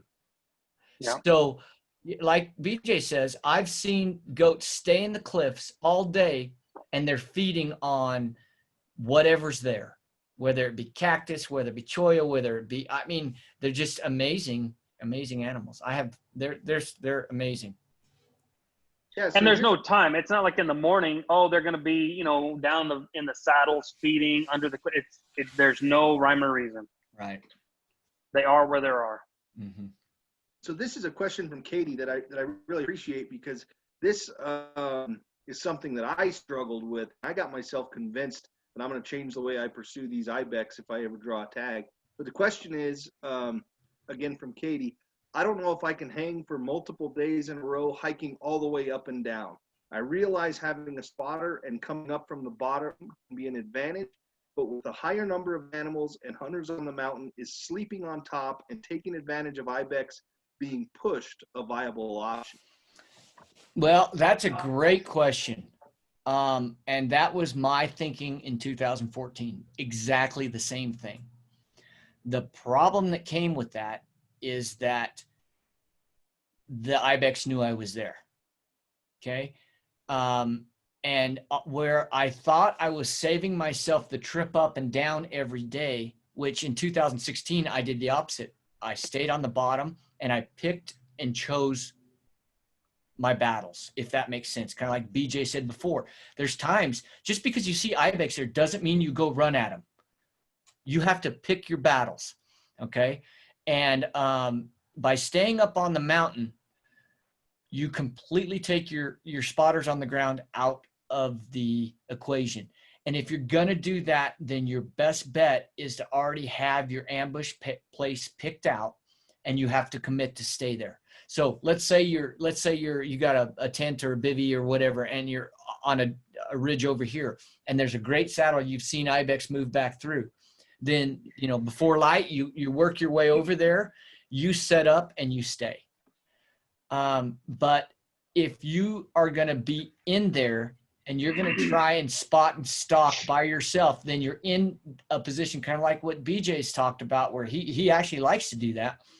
But you don't have any help from anybody else. You don't have those spotters, unless your spotter's with you. Maybe you take somebody with you and they stay with you, and then they can become a spotter. But the advantage of having that desert floor crew down there is because there's times they lose sight of those Ibex and they'll move around. They'll get in the truck, or there's enough roads down at the base, and then they'll pull out and come all the way back up and pick those Ibex up again, and they can tell you where you need to go in order to get in a position. It's all about percentages. Bow hunting in general is a percentage game, but on the rock it's even more. You need the most percentage. You need the most opportunities and the highest percentage. So pick your battles. I don't know if I answered your question very good. BJ, you got anything to add on that? Yeah, no, I think you answered it, but just as a perspective, yeah, there's days that I'll hunt and I never make a stock because it's not Right. worth it. Mm-hmm. I kind of laughed with them, I guess, not to poke fun, but you'll see these guys that are overzealous, first few days they're out and they see some goats and they're gone. And I'll sit there and I'll watch them and I'm like, they're not going to make it 30 minutes. And sure enough, the goats are gone. And, you just pick your battles, be patient. And yeah, I don't know, if you want to go up on top, I think it's a cool opportunity and a cool way to see some places, but you just have to live in the cliffs and they'll come around. I don't know. You have to, like he said, you need to be committed to some areas, and just because you're on top doesn't mean it's easier. Just skirting across the top of that mountain is insane. It is so treacherous. And a lot of times you're marooned. You get up onto this little point, and you're marooned there. Right. I don't know. I think it's just what you want to do. I found out being back in there, that there was times where I actually walked more than had I been on the outside walking up and down, because I'd get back in there and I'd see goats. Well, now I have to drop off this point that I'm on all the way to the bottom and back up the other side. So I didn't really save myself any walking. Because once you get the rock doesn't just go up and then it's flat on top. Now you've got draws and big canyons and, especially on the south side. If you go on the south side, that you can actually come in at the south side and come up, and you can walk up the bottom. You're at the same elevation as you would be on the outside in the desert, but you can come around on that trail. You can walk back in there, but in order to get to any goats, you still got to go straight up. So if you're on one side of that and the goats are on the other, you still have to go down and back up. I just think being able to pick an ambush spot is good, but I think it's you need to be able to move. You need to be able to move. It's not bad though, the first 3 or 4 days of the season, because as we spoke of earlier, I think Ray brought it up that after 3 days, 4 days, all of a sudden it's like the party. You're by yourself. Everybody went home. Yeah. So all of a sudden, all the people that were moving goats aren't moving goats anymore. And now you got to go to a different strategy. So maybe the first couple of days, maybe you try that. And then depending upon what you see and the opportunities you have, maybe then you'd be ready to pull back out and go back and move around the base a little bit. I don't know. So here's another question that I think is relevant to any style of hunting that you're going to do in the Floridas, and it's relating to wind. And there's a number of questions here about wind, so we'll just lump them into one question. But I've been on the top Jim Peak before where I was pretty convinced the wind was just going to pick me up and launch me off the mountain. I mean, I was like holding on for dear life with the way the winds are blowing up there. But those winds are also swirling and moving around. So would you guys like to comment a little bit on how you deal with the wind on top of that rock? Because anyone that's been up there knows how that can be. In reference to what? In reference to just dealing with it, or animals smelling you? Animals smelling you. The question's in the chat box. Now, I probably got sidetracked by talking about getting blown off, but the questions in the chat box relate primarily to how you deal with the wind as it relates to trying to get within archery range of an Ibex. I don't think it. I don't know. I don't even take it into my equation. If I see some goats that are in a place, I don't really pay the wind much mind. Two of the goats I killed were directly downwind of me. They never act like they smelled me. I don't know if maybe the wind was blowing to them and there was another crosswind, because there's so many crosswind deals up there. I don't know. I don't take it into equation. As far as safety goes, yeah, you better take it into equation. And as far as shooting goes, but be prepared for that. But as far as them smelling me, I don't think it matters, in my opinion. What do you think, Trevon? I would, from my experience, I would say that is true. When I started out, I think being a hunter that hunts a lot of mule deer and antelope and elk, and so wind is very, I even hunt whitetail, and wind is king. And when I got up there, it can't be king, or else you won't hunt, because it changes. The topography of that mountain is so unique. And, you've got these eddies that the wind just, you got a great strong wind, you come over the edge and all of a sudden the thermals hit and now you've got this swirling wind. So there's a point where you do the best you can. And, I get a kick out of a lot of guys that come from back east that have hunted whitetail, and they're like, well, I need to stay scent free, I'm going to spray down. I'm like, dude, the first 1/8 of that mountain you go up, you're going to smell like one of those freaking billies anyway. Because, I mean, you can't help but perspire, and you can't help but, you're human and you're expending a lot of energy. So, you do the best you can. But I would agree with BJ. I mean, it's going to be much more of a situation where you're putting yourself in a position to be where they want to go. And by the time they smell you, hopefully you've already gotten to full drawn or laid down and got a good steady rest with your rifle, whatever it might be, and got a good shot off. That's great insight right there, because that's something that I always struggled with when I was on the mountain. Here's another great question from Katie. Ibex, obviously, any Ibex with a bow and arrow, any Ibex period, I think is a tremendous accomplishment for any hunter. But Katie writes that she's got a female immature tag, and one of the things she's interested in is behavioral differences between young billies and old billies. And also she'd like to have any tips that you're aware of to make sure that that if she's shooting at a billy, that it's a legal billy. Obviously on the female immature tag, there's a horn length restriction to ensure that the animal is legal. Do you have any tips on how to determine the legality of a billy based on both their behavioral differences or the just field judging? So in my deal, if it was me, I would not be even unless the billy was super, super small, I wouldn't even want to mess with a billy, because my luck, that billy would be 15.5 inches long. And the game warden be waiting down at the bottom, and rightfully so. I mean, they do, they're doing their job. But if you have a question that billy's close, I wouldn't pull the trigger. It's just not worth it. Behavioral differences, I don't know. They're all weary and crazy, and I don't know. I think they all act about the same. The nannies seem to be a little bit more leery, weary. they're watching out more. The billies are kind of reliant on them a little more. But when they're in their own bachelor groups, man, they're just as cagey. So I don't know. But yeah, if you have a question of the length, I wouldn't pull the trigger. Because the difference of 14 inches and 16 inches is, you can't measure that through a pair of optics. I don't care how close you are. Yeah. I would agree with that. Here's a question from Ben. Another great question. Ben asks, are there too many hunters up there at one time? Are your stocks commonly disturbed by other hunters?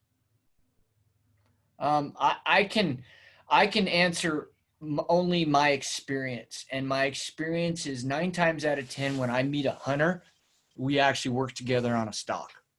Okay, it's not hard to see other hunters. Every once in a while, you get in a situation where you're going or doing something, and then one pops up, and you didn't realize they were coming up from the other side. That happens. But most of the people I've met on there are great. Now, I will say this. I was coming down on, I think it was my 6th day in the 2016 hunt. I was coming down. I was 100 yards from 4 billies that were bedded down, and I was just trying to work my way down and see what they were going to do. And an outfitter, which I will not mention their name, but I don't think I don't know if they are supposed to be outfitting there, but an outfitter literally saw where the billies were, and he had a hunter down the ridge. I guess I heard this later. He ran up the hill and spooked the goats, and I got it all on film. And I thought about sending a nice little edited copy to the Game and Fish Department. I didn't do it because I had my reasons. But most of the time, the people that are moving the goats around can actually work it to your advantage. And that's that situation where, okay, you see a hunter moving up a ridge line, you see there's goats here. Most likely those goats aren't going to go toward that hunter. So if you can use them as just their natural movement, they might not even see those goats. But if you can look and see the topography, and you'll learn how these goats move through the country, they will take the path of least resistance. Sometimes that's over a cliff. But a lot of times, if you can just get around and then you just wait and let the pressure, the natural pressure of those other hunters can sometimes work in your advantage.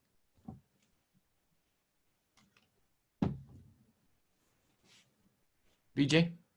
Well said, man. No, that was perfect. I don't think there's too many hunters. Yeah, first day there might be, but like you said, it doesn't last long. And there's times I don't even maybe get out of the truck or out of the razor, or the first couple of days, just kind of drive around, see where people are at, and wait, and it clears out pretty quick. Yeah. I don't think there's too many people. Yeah. So Ray Trejo asks a question regarding the Dolomite mine proposal. I'm not an expert on this particular mine proposal. Ray might chime in and provide some insight as to what he knows about this. What I do know is that a mining company currently has a proposal to work on constructing what I would describe as a very environmentally impactful mine in the Florida mountains. Do either of you, Trevon or BJ, have any familiarity with that proposal, with that mine? And if so, what are your thoughts on how that might affect Ibex hunting in the region? I'm going to pull these AirPods out just a minute, okay? While he's doing that, I'll tell you what I know. I know that there was a couple years ago, there was a big hubbub about this. And it was kind of squashed, or they pulled out or something. I don't know. I do know this. I don't live there. It's not in my backyard anymore. And if there's any question that it would negatively impact the actual community, it would negatively impact the environment, or negatively impact the ecosystem and the animals that live there, then I'm against it. Again, I don't know the details. That's just kind of my stance, and that's me up here in Colorado putting in my 2 cents. But I don't see how building a bunch of roads and infrastructure that would need to support a mine would help that ecosystem. Now, with that being said, the oil and gas companies in some areas, I've seen how actually some of the things that they've done actually did positively affect the wildlife, especially dealing with water and some different things. But I don't know how it would in the Floridas, how that could even possibly do that. Maybe BJ, you can speak a little more directly to that. Yeah, I think in some instances, yeah, there could be a positive, effect to that. But here in the Florida mountains, I cannot imagine that there's any positive to it at all besides destruction and just ultimate destruction of that mountain. The animals that reside there, that's their home. They don't really have anywhere else to go. And if we start monkeying with that, I mean, we lose a whole lot of. Yeah, it's pretty heartbreaking to even think that they would do that. So I don't know. Does anybody have any other insight on that? Ray, do you know where they're at on that proposal?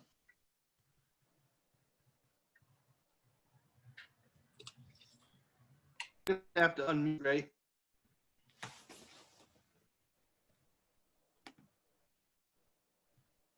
I got you, Ray. Go ahead.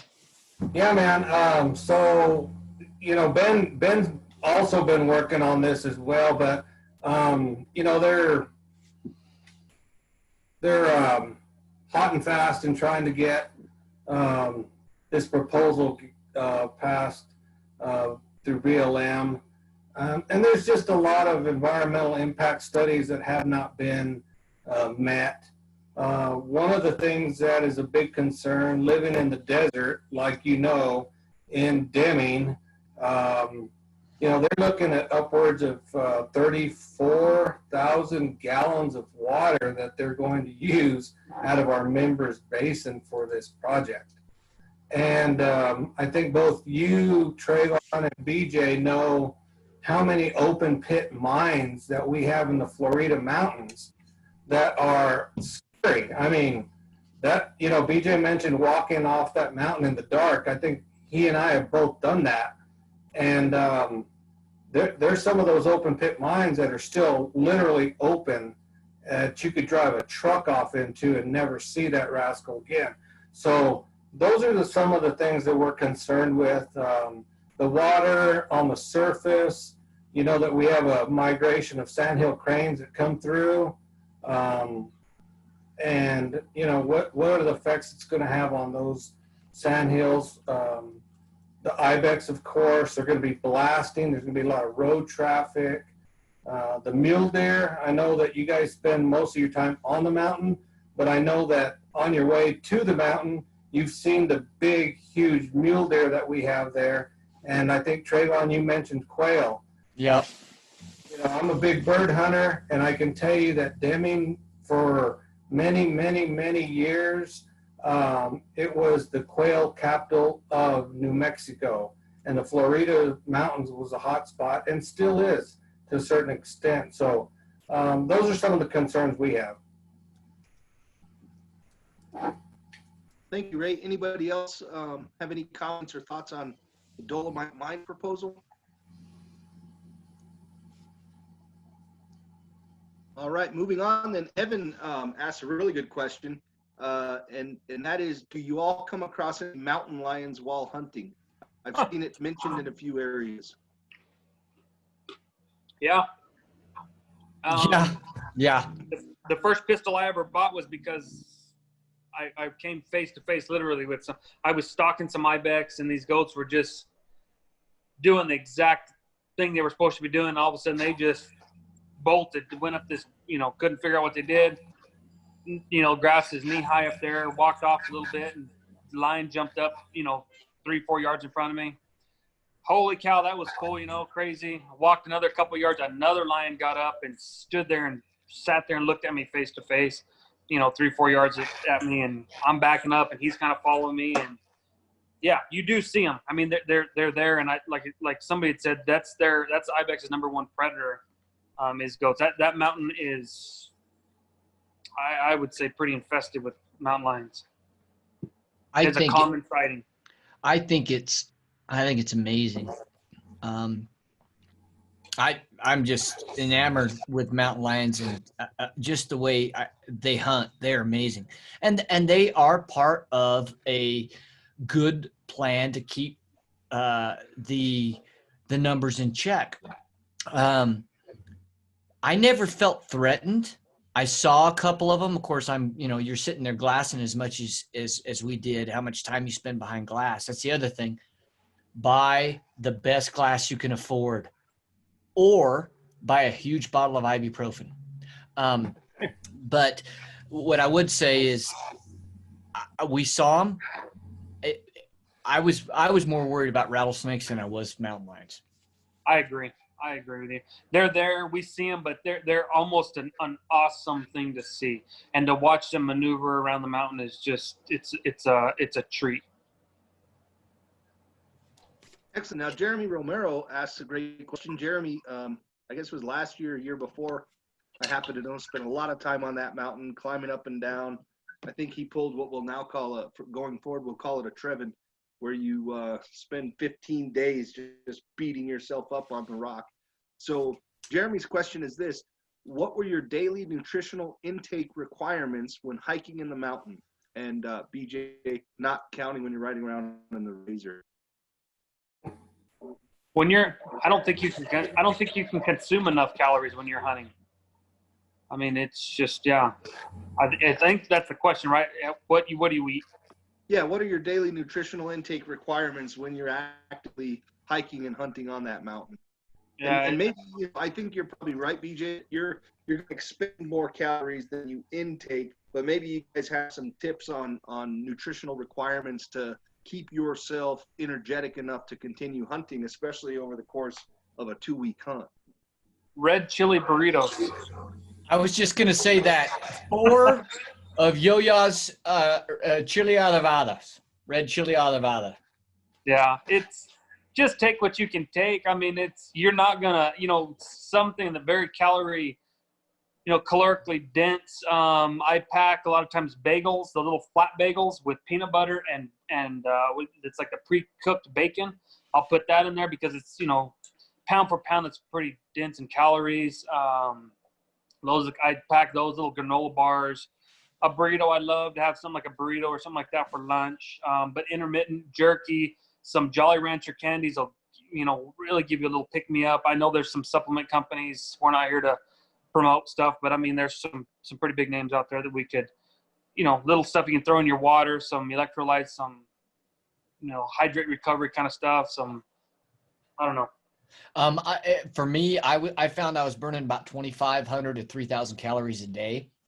And I'm a little guy. I couldn't take that much in. I think I lost 10 pounds on each hunt. And I'm, I just think you gotta do like the Ibex do. You gotta kind of graze all day long, just continually, keeping yourself. You gotta feed the machine, because that's what you are. When you're on that mountain, you gotta think of yourself as a machine. You gotta stay hydrated. You gotta stay. You gotta keep those calories coming in. So, but make sure they're not empty calories. Red chili's good. I mean, it'll set you free. Yeah. So we've got 15 minutes left. And so I'd really like everybody to make sure they get their questions answered. And if they want to chime in, I certainly welcome them to do that. In the meantime, I'd like to bring it back to the original video we started watching, Trevon, and also remind everybody that's on the call, if you haven't gone to the New Mexico Wildlife Federation website, Ben Neary, our conservation director, did an incredible write-up about this event, and there are links to the full-length videos, The Rock, parts 1 and 2, in that story. I watched them both again yesterday. I'd seen them before, and it just really terrific videos. Trevon, I commend you for putting those together. Those were really fantastic.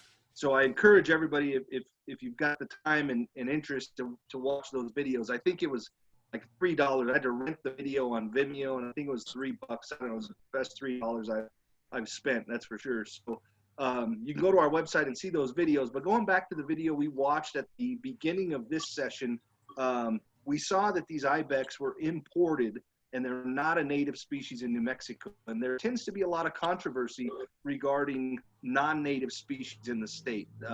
Particularly, you hear a lot about that with Barbary sheep, and I think Barbary sheep tend to, their range, because of the range of habitats they comfortably exist in, their range is continually expanding, and that's got some people nervous. I think oryx and ibex, generally speaking, in New Mexico are much more well received by the general public and native species advocates, if you will. But would you guys like to comment all about the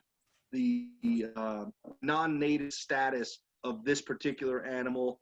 What do you think about that, and whether you are very, I think I know the answer already, but whether you're very appreciative that this non-native animal exists on the landscape, and if so, why? So for me personally, of course, we're appreciative of them, and I don't know, I can't speak of what was up there, in the 60s when they were introduced, but I feel that they have filled a niche up there that maybe wasn't inhabited. I mean, it's a pretty treacherous area up there, and I can't imagine there being very many mule deer or anything else up there where they were at. So I think they have filled a pretty neat little niche up there, and they're not like the Barbary sheep that they have migrated all over the place. These stay pretty much right where they're at. So yeah, that's my opinion. I agree. I think it's if you look at invasive species or species that have been brought into an area, you can't help but think of Australia and how Australia has been decimated by their non-native species, their invasive species. But yet, I'd look at Ibex as the perfect fit,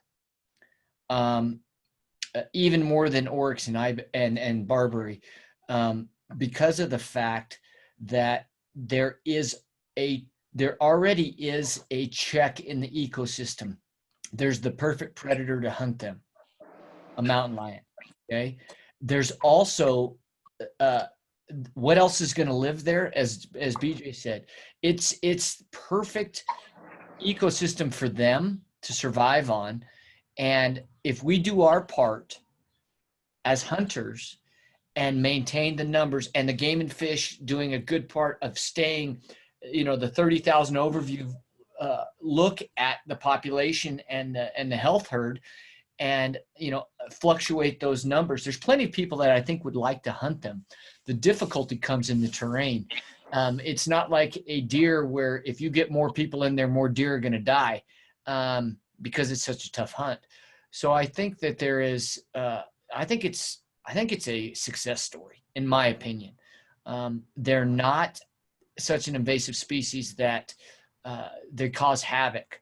Now, that's where, when people ask me, about conservation in general, this is a great story of hunters being conservationists, and we play that part. We play it well. So that's my 2 cents. Well, great points, gentlemen, and I tend to agree with you. The other, I think, important thing for everybody to remember is the license fees. BJ's mentioned a couple of times in our conversations this evening that we've had about the amount of money that people, particularly from other states, spend and come to New Mexico to pursue these animals. Obviously, the harvest rates are very, very low, but all of those license fees go to support conservation in this state, go to support our Department of Game and Fish. And obviously, it's most people on the call know this, but our Department of Game and Fish here in New Mexico is not funded by taxpayer dollars. We're not supported by the general fund. Department of Game and Fish requires these license fee dollars and the federal match from Pittman Robertson and Dingle Johnson and things like that to support conservation and wildlife management in this state. And I think Ibex really, really fit well into that model. So thank you both for those comments. Ray Trejo just kind of pinged me to ask another question that I'm actually surprised hasn't come up yet. So I'm glad you brought this up, Ray. And that question is, how do Ibex taste? Let's talk about food quality a little bit. Here we go. Can you guys see this? That's thanks to Trevon right there. Thank you, Trevon, for that shirt. In my opinion, they are wonderful eating. And I think a lot of it is, I think people will say they didn't taste good, or the meat was no good. I think that's maybe on their own. Not to throw stones. If the meat is taken care of in the field, get it home, take care of it, and cooked properly, it's a wonderful tasting meat. So that's my 2 cents on that one. I would agree. Now, I was very fortunate when it comes to my palate and the fact that I shot a young billy, so I'm sure that helps. It was amazing. That the first time I actually ever ate Ibex was some of BJ's that he'd given to my brother-in-law and my sister, and I had some. It was phenomenal. And that was off of a 46-inch billy, or 44 and a 46-inch billy. So that was a very mature billy. Right. Yeah. But my the goat that it's funny because I'm that guy that invites people over. My wife is an administrator in the school system here, so we have a lot of people that come over, and we sit and we make tacos, or and it's always wild game. We 98% of the protein we eat is wild game, and I think I don't remember what I made, but I made something out of Ibex, and we ate, and of course, and I said, well, what do you think of it? And they didn't even know. And the crazy thing was, when I told them what it was, I had to go and I had to actually pull up pictures of what the animal looked like, because they didn't recognize, of course, Ibex. What's an Ibex? But I found it to be good. I'll tell you what, I like it a lot more than bear. So, but yeah, no, good. That's excellent, guys. So we've got about 9 more minutes. And I don't want to be the one asking all the questions. I want to make sure that the people that took the time out of their evening to participate get all their questions answered. So is there anybody else here in the meeting that would like to, again, you can unmute yourself or you can type in the chat box. Is there anybody on here that would like to ask a couple concluding questions to these incredibly skilled Ibex hunters? I don't think it's been mentioned on the call, and BJ Trejo is very, very humble. But as people prepare their questions, BJ, do you want to just mention how many Ibex you've killed in New Mexico with a bow and arrow? I don't think we've actually said the number yet. Yeah, I've killed 6. Yeah, so that is the unofficial record in New Mexico. I don't know of anybody, and this is just from personal research and talking to folks. I'm not aware of any other person in the world who's killed 6 Ibex in New Mexico with a bow and arrow. So congratulations, BJ. So for all of those listening here, someone's trying to ask that couldn't unmute. So hopefully they can unmute now. But if you want to talk to the world record archery Ibex holder, at least as far as quantity goes, now's your chance. Nobody else. Go ahead. John, can you unmute now? Hey, Trevon, can you unmute? Oh, there we go.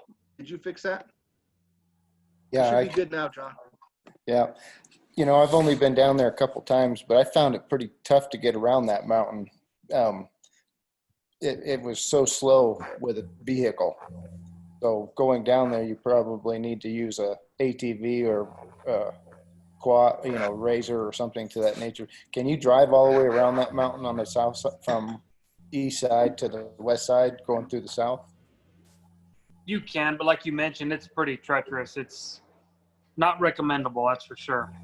So when you're hunting it, do you tend to stay on one side of it for the whole day duration, or looking for them, or trying to get your opportunities, and how often would you switch to one side of the mountain to the other, because they're moving all the time? So is it better to stay like on the east side and just keep watching that side until you get your opportunities? I move around a lot, but I don't go around the whole mountain. It's too far to go all the way around in one day. I usually will just hunt, and I have my favorite spots, just like everywhere else, or any other place. You have your little favorite areas, and I kind of stay to them within a X amount of range, and just go back and forth through there. And you know, they're moving around, but it's different goats moving around. So, yeah. I mean, yeah. I don't know if that answers your question, but Yeah.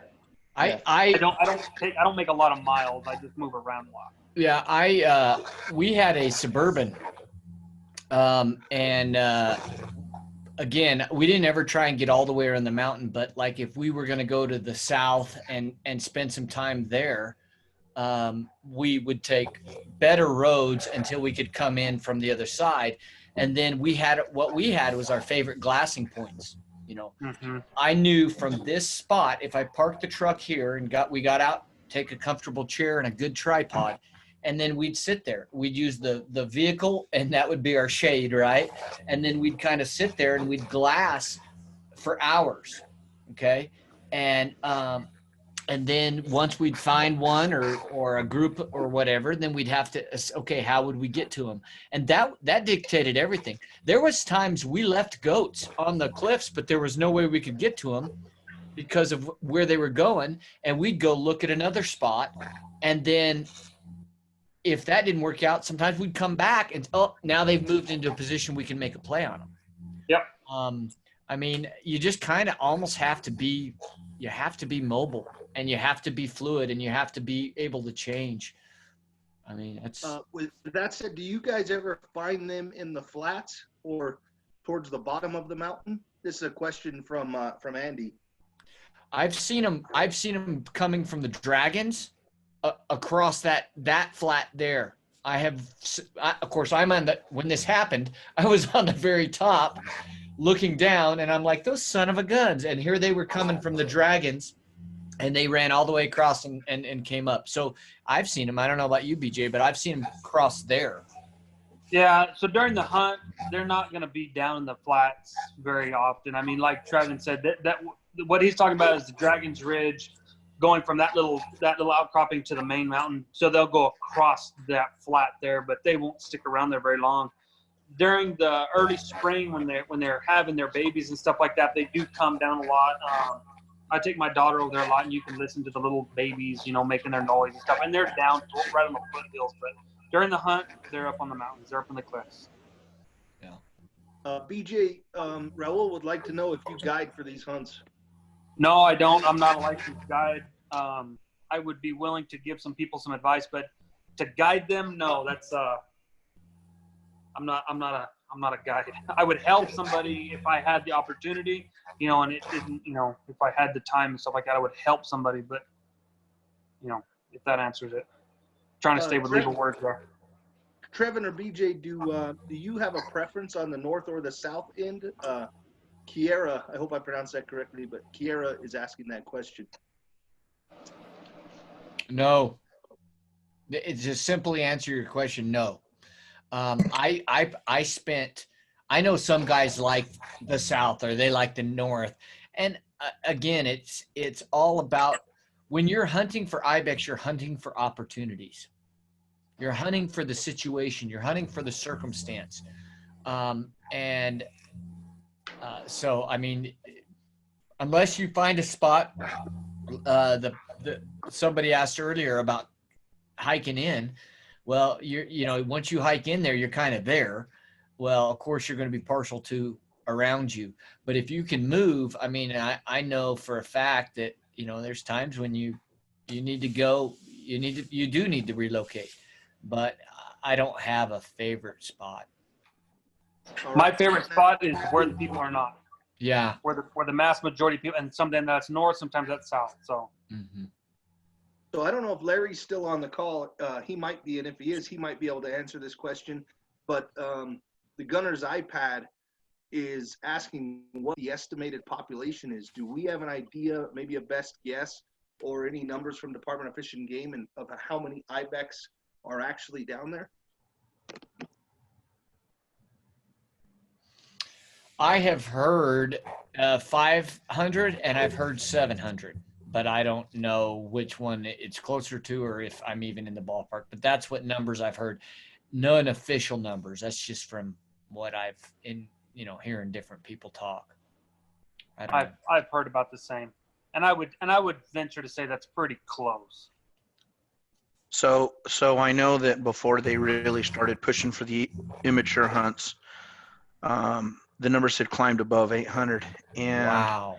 they knew that the department knew that there would still be a lot of unsuccessful hunters, but they did get those numbers down to which the department felt, as far as the scientific approach was, that the mountain could feasibly and healthy be able to hold these numbers, and they did get that number, what they felt was below 600. So I don't know the last time they flew it. They do survey the mountain, but I'm not aware of the last time that it was flown or what the survey numbers were. I know from last year that the numbers that they felt were down below 600 or around that 600 area, and they felt that that was still a help. They still felt that that was even too many. That the mountain could actually go for some more reduced numbers, but I don't know. You know, I don't want to make a statement from the department's stance that 600 is still unhealthy. I just had heard that they believed that they were below 600, and they felt that they could still take some more out of there and still keep a healthy. The health of the goats is what has to be remembered. Not just a healthy amount to hunt, but it has to be, can the mountain sustain a healthy herd number? And I think that's where the whole idea of those immature hunts and stuff were. But guys, I don't want to make a statement on what the department numbers are, because I just don't know. Yeah.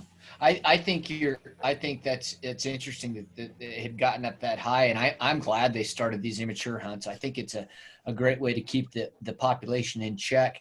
And let's be honest, it's also a great way to get people to introduce people to this amazing conservation effort, because I think it is a story that New Mexico can be proud of. But that's interesting. Andy asks, hey, do you guys ever hunt the Dragon Ridge? And it's funny, Andy, because I have hunted it one time. And the only reason I even hunted it was because I was just happened to look up there and I saw some goats. And I thought, oh, man, that's awesome. I'm going to be able to get up there. Yeah, that didn't work out so good.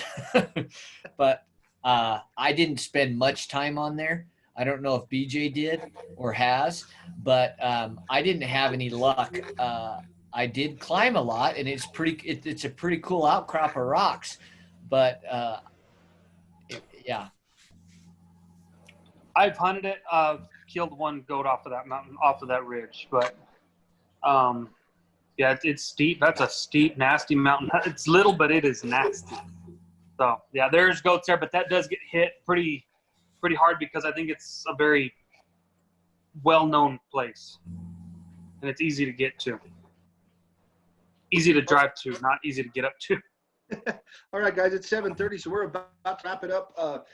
JP asks, though, a question that I guess is a good one here. And that question is the Billy to nanny ratio. Do we have an idea of what the ratio might be of Billies to nannies? Larry, this might be another one for you.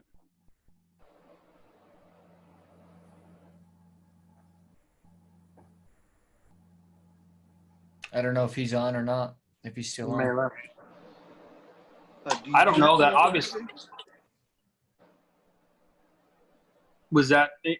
I don't know the answer to that one at all, so I can't answer that. But I know there's a lot more nannies than there are Billies, but I don't know the ratio for sure. Here, I'm going to unmute Larry because he is here. I'm going to unmute him real quick. Okay, thanks, Trevon. Yep. Come on, baby. It doesn't want to unmute. There we go. You should be unmuted, Larry. Yeah, I have my own mute button here, so I think I'm just messing up your guys' system. Oh. I just texted Eric Rominger and asked him if he knew what the numbers were. And he hadn't texted me back, but I know that there are more nannies than there are Billies. At one time, I do believe that there was ridiculous numbers. It was 1 for every 3. BJ, I don't know if that's an over-exaggeration. I know that from a lot of the videos that are shared, and there's starting to be more and more videos, and that's what has the Ibex draw just a tremendous opportunity for the public, and it's it's a great opportunity financial wise for the department, because these videos, when people share these videos, they're showing so many billies and so many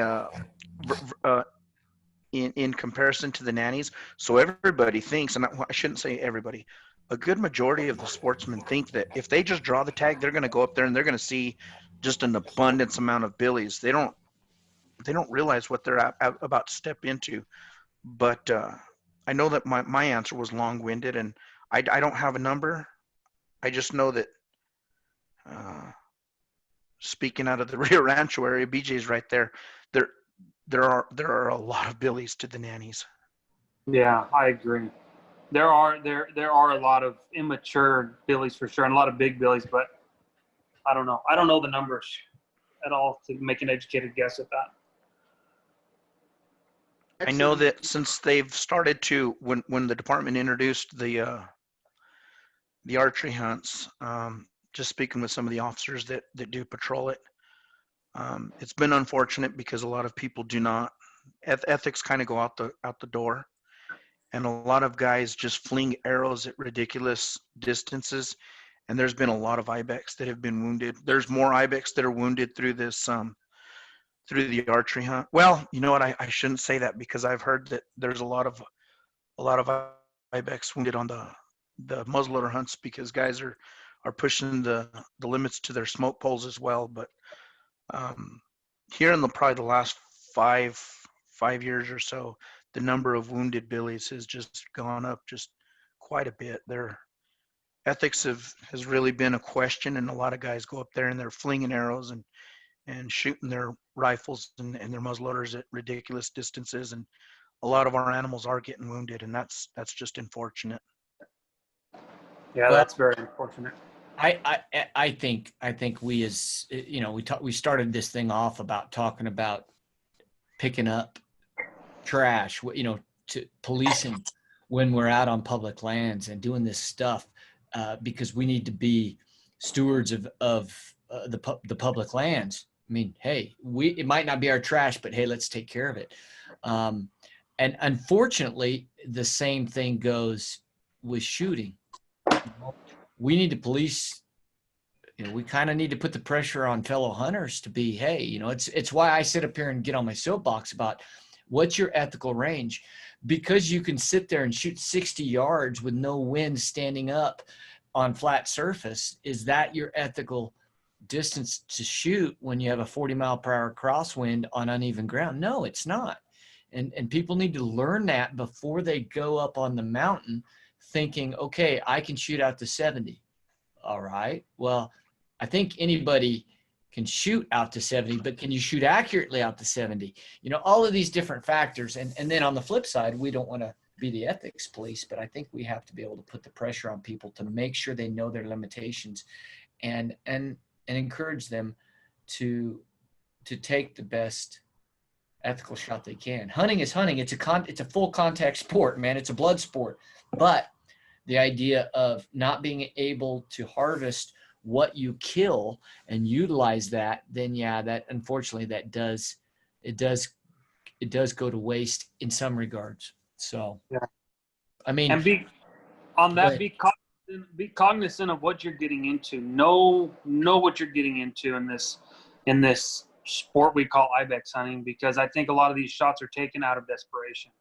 Mm-hmm. You know, they spend the time, they spend the money up here, and they start taking these ridiculous shots because they're getting desperate. So know what you're getting into before you decide to make these, you know, choices. Well, I want to address one comment here that says that this is not a conservation story. It's an exotic. Brandon says it's hunting entertainment. And I respectfully disagree with you, Brandon, on this. And let me tell you why. If my granddad left me money when he passed away and it was my inheritance, that money's not mine, but it becomes mine. And if I'm a wise steward, I would take care of that treasure, if you want to call it that, and invest it wisely and use it wisely to the best of my ability. How is this not a conservation story when it's the same, when we've been given this gift and we have the ability to manage it wisely, how is it not a conservation story? Even though they weren't native here, but this is their home. And in my respect as an outdoorsman, we owe it to do the best stewardship we can of that species. And so I disagree, and I hope I don't come across chastising you, Brandon. That's my opinion. I believe it is a conservation story, even though it is an exotic in this situation. I believe we've done a good job. I believe the state of New Mexico has done a pretty good job with that gift. It started with 76 Ibex, back in the 60s. Look at where they're at now. And as Larry chimed in about what they're trying to do to manage those herds, well, we as hunters have a part in that. So that's my 2 cents. Well, I think that's a tremendous conclusion, Trevon. Thank you so much, BJ. Thank you, everybody who took the time out of their evening to join us here. I truly do appreciate it.